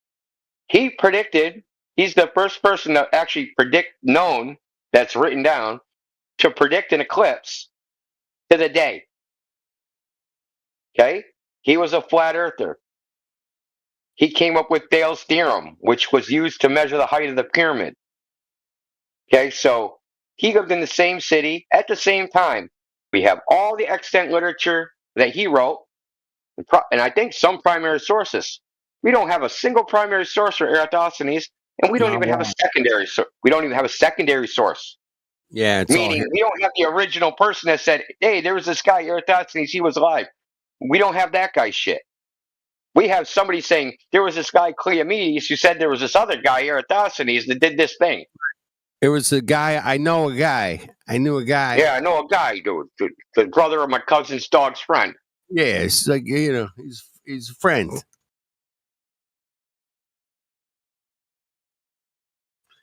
Yeah. Eratosthenes didn't write anything down, man. There's no book. There's no calculator. There's nothing. There's zero, zip, nada. And it was just hearsay. Some guy said that he heard from some guy. That's how bad it is. It's so bad. It's horrible. I hate right. it. I hate it, but they teach it in school, and everybody brings it up, and it drives me nuts. Indio, like, why are you bringing up Yeah, I that know. shit show, Mongo? Stop it! Stop it! Please. Hold on, brother. You went and did it yourself Well, yeah, well, I with did it. Matthew Lawrence. Yeah, I did it twice with him, bro. But just to, our calculations were different than Eratosthenes. They were How far is the distance to the sun? We weren't doing radius. We did distance to the sun. It was like 3,500 miles, roughly both times. 3,487 and 34 like 62 or something. It was close. So it was 3,500 miles. I just call it. I'll give him a few miles, right? Come on. Hey, guess what, man? The sun is 3 million miles farther away right now. It's the middle of summer, and I'm sweating my balls off. Why is if the fire's hot, man? If it's farther away, isn't it supposed to be colder? What happened to that physics, Indio? Help me, please. Goodness gracious. I explain that to people, and they don't even get that sometimes. They don't understand real physics. Like fire's hot. If you get close to it, it's hot. If you get away from it, it's not hot. It's Yeah. But that they explain this heliocentric model explains like, this time of year the sun's 3 million miles farther away. It's 90. Yeah, the sun is thermodynamically backwards because they say that the sun is cooler in the center than at the edges. Right. So at the center, it's 6,000 degrees, and then when you back up, it goes up to 1,000,000 degrees. So, like you said, everyone knows that when you get away from a heat source, it's not as hot. Right. With the sun, you back away from it, it gets hotter. Yeah, it's the backwards. It's totally backwards, and I love pointing that out to people. Maybe they don't get it, and I don't know. They don't even get that sometimes, man. I'm like trying to explain it to them, dude. If QE said it was like this: like you're getting warmed by the hot stove, and then you go to walk away from it, and you spontaneously combust. I love it. Yeah, exactly. It just makes no sense in physics whatsoever. Zero. And, I love to bring up that to a physicist all the time. That'd be great. Right. Yeah, that's a good point. And I was going to ask also, who was that guy that you said that was in the same city as Eratosthenes? Thales. It's Thales of Miletus. Miletus is spelled Miletus.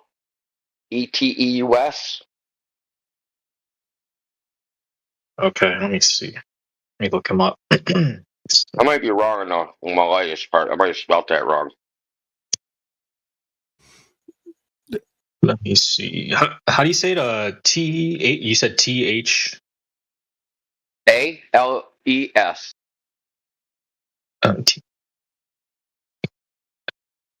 Oh. Okay. Oh. Miletus, got it. He lived from 624 to 546 BCE, and he's considered the first philosopher and one of the 7 sages of ancient Greece, and he pioneered mathematics, astronomy, and philosophy. That's a lot of fields to, And he was a flat earther. Yeah. Sounds like a flat earther looking into all that shit. Come on. I mean, any flat earther with the right mind would want to look into all 3 of those things all the time. We get it all in these discords, dude. Philosophy, physics. Yeah, we're busy over here, man. He thought the Earth was a flat. It even says in that wiki article that he thought the Earth was a flat disk floating on water. Holy moly, that's insane. There you go. Yeah, that's okay. We got to research this guy then. Like I said, it's not all the Greeks. In fact, flat Earth has been around. Like, dude, been around forever, dude. It's never gone away. Since the beginning of time, since the Lord created the earth and the waters and the firmament. There you go. Genesis 1. Gotta love it, bro. Gotta love it. Yeah. Do you study Samuel Robotham? I think how you say it. No. Nah. No. I don't. I know like some of the stuff he did. I read portion of his book, but it's like, I guess like, even though like that's like reinventing the wheel pretty much. Like reading his stuff is like the stuff we've come up with now is way more sophisticated than what he did. So it's like, why would I read him? It's like reading a caveman. It's like it makes no sense. Even though like he makes a lot of same arguments we did, but Right. he has some historical references like how far how far south you can see Polaris from. So he said it's been recorded to have been seen from I think 20 degrees south, which is pretty fucking far south. Yeah, that's a bit far. There should be a freaking fucking 400-mile hill of water between him and Polaris. Right. Yeah, a big giant hill. Yeah, of water. Not So happening. you think that he's archaic and like not as like advanced as like today, like as like your stuff today, basically? Would you say anything that he? No, because he has observations and experiments. What like the equipment he used is it's end of the 18th century equipment. They didn't have as good manufacturing processes, right? They didn't have instruments where they had as high levels of precision, right? Like that's what I'm saying. I'm not saying there's anything wrong with his methodology. It's his equipment that's ass. And that's Oh, just okay. because of the time, right? Right. And would you say anything that he said is wrong, or would you say like all of it's right? I haven't. I don't know. I haven't read enough of his shit to say if he said anything wrong ever. I'm sure there is some shit that's wrong. Right. Got it. Just I'd be seeing. quite shocked if he wrote a whole book and there wasn't one wrong thing in it. Yeah, even if Indio wrote a book, there's going to be one wrong thing in it, man. I'm sure. Yeah, Yeah, I'd write the end, and it wouldn't be. yeah. It's not the end. Did anybody ever title the end of the book "This is not the end"? I don't know. You should do that, Indio. Damn it. This is the end. I used to call into this college radio station at like 5 minutes before they'd shut down and be like, "Play the Doors." Like it's too long. It's a 12-minute fucking song. We can close in 5 minutes. Play it anyway. Mm. You should write a book, though. Honestly. Yeah. I got way more than a book. I got tens of thousands of audio hours. I have a whole plan, man. There's a plan. Don't worry.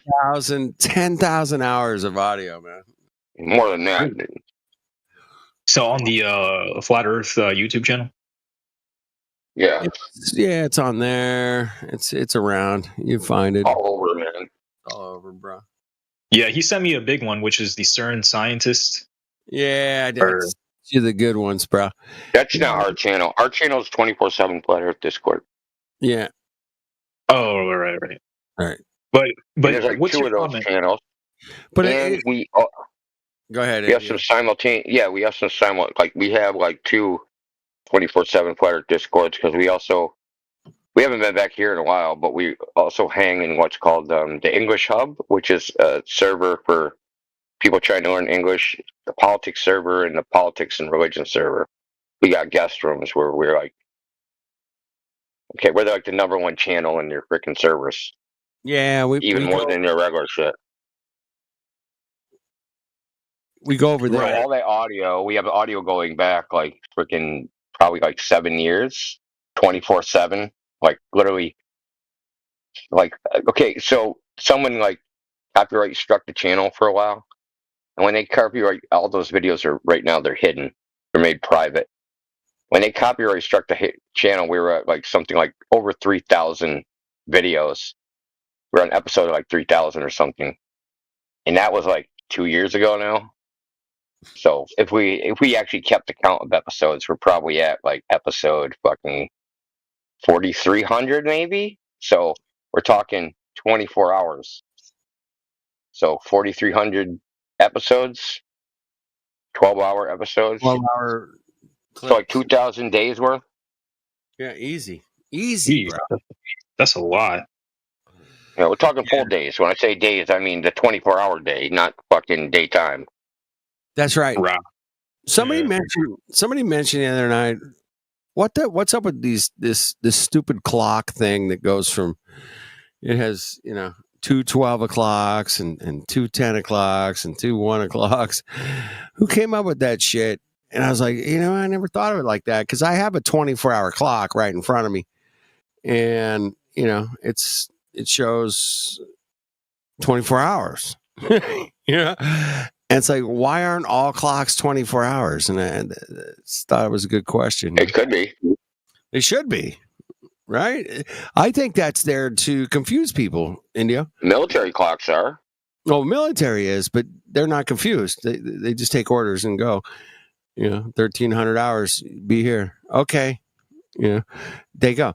But at 20, everybody's clock should be 24-hour clock, man. It should be, what time is it in Australia right now? Hold on. It is, let me see. I got to get a little closer, man. My eyesight's not what it used to be, bro. All right.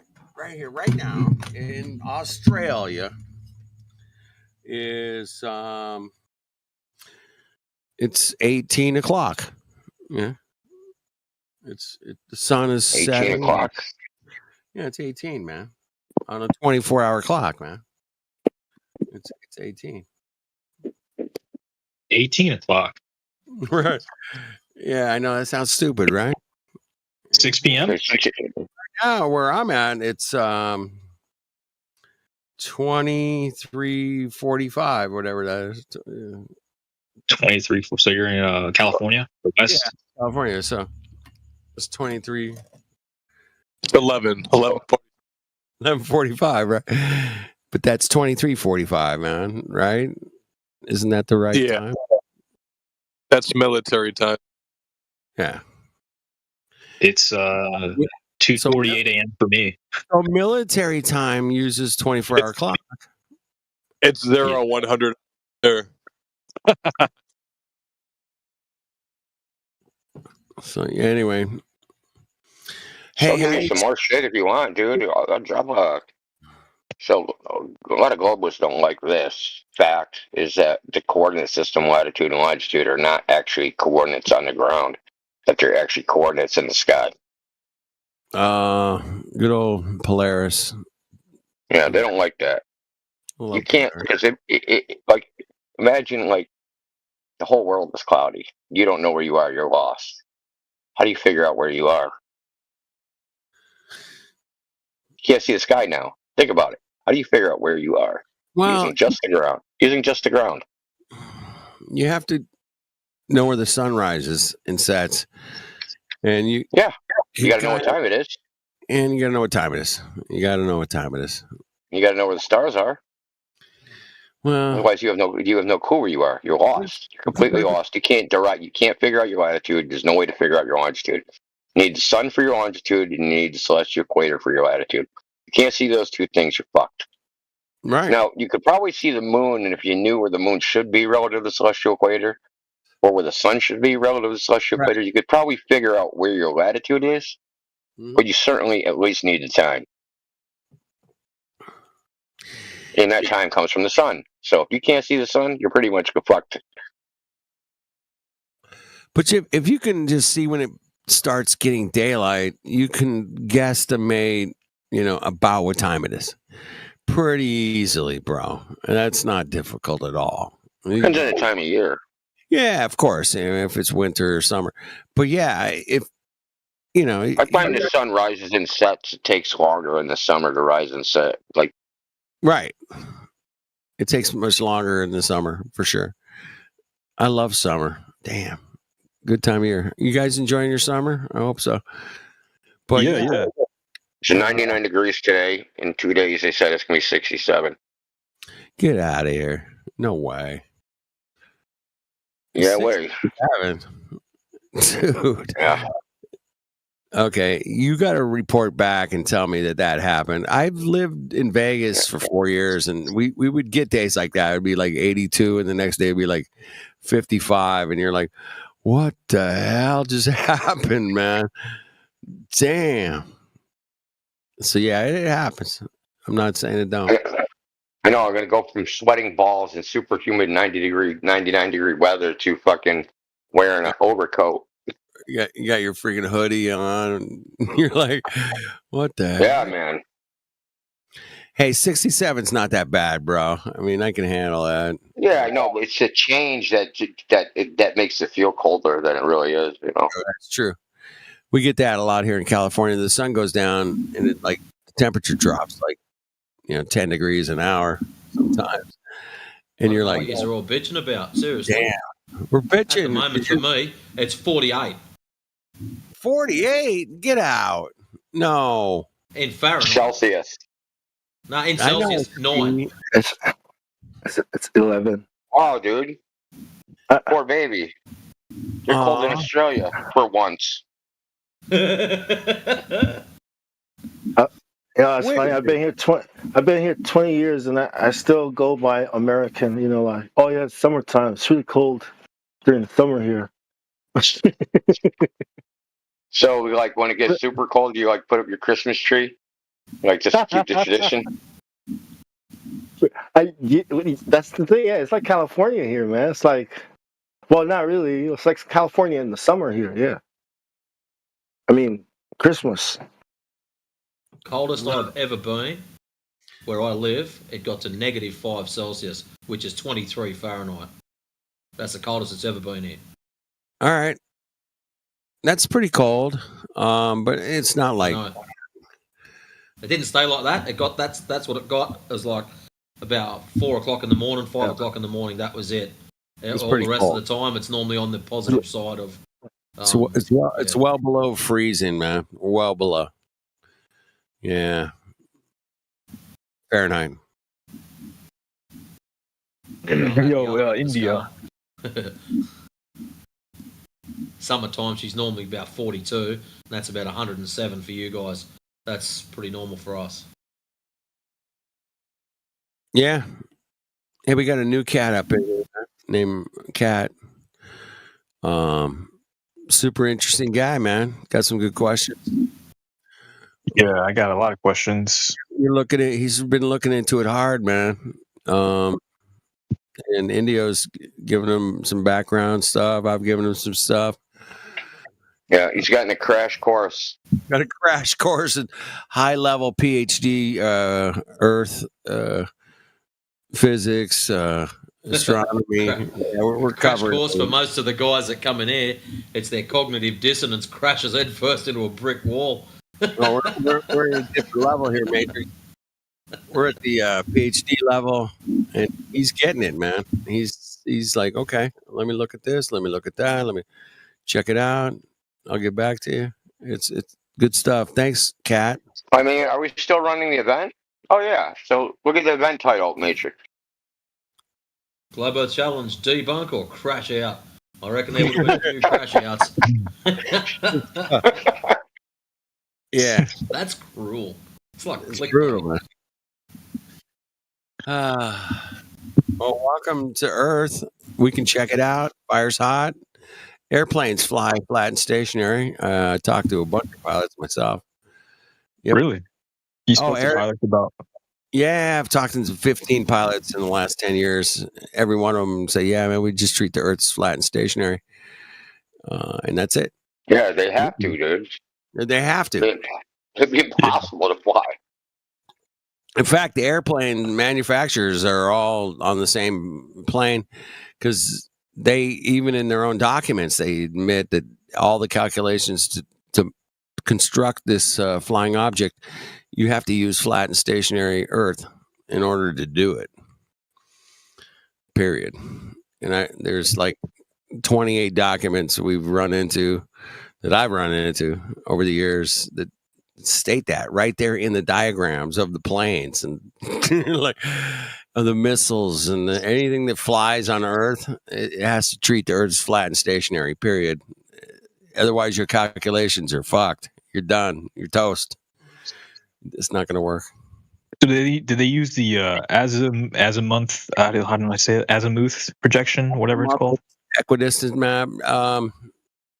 There is a map it's programmed into like commercial airline navigation systems that is a azimuthal equidistant map. Yeah. I forget the name of it. They have flight charts. Yeah. And the flight charts, depending on where they're flying, they're kind of like made for their route. Planes don't really fly point to point. They have these things called flight corridors. So there's domestic and international flight corridors. So when they fly someplace, they fly to the flight corridor and then fly within it to get to their destination. So, map, and they kind of don't use a map. I mean, I'm sure they could, but like, they're pretty much on autopilot. Really? Almost, Well, yeah, these almost days, literally. you think about the guys that flew in like World War II or Vietnam, or whatever. They didn't have the The World War II map, World War II air route map is an AE map. That's right. You've seen it. Mhm. Is a what map? It's an AE map. We just shorten azimuthal equidistance to AE. Oh, okay, got you. I see what you're saying now. Yeah, AE map. AE map. Yeah. So they used AE maps during World War II. Correct. Damn. Hmm. The evidence just keeps stacking. It keeps stacking. It's called a preponderance of stacking at this point.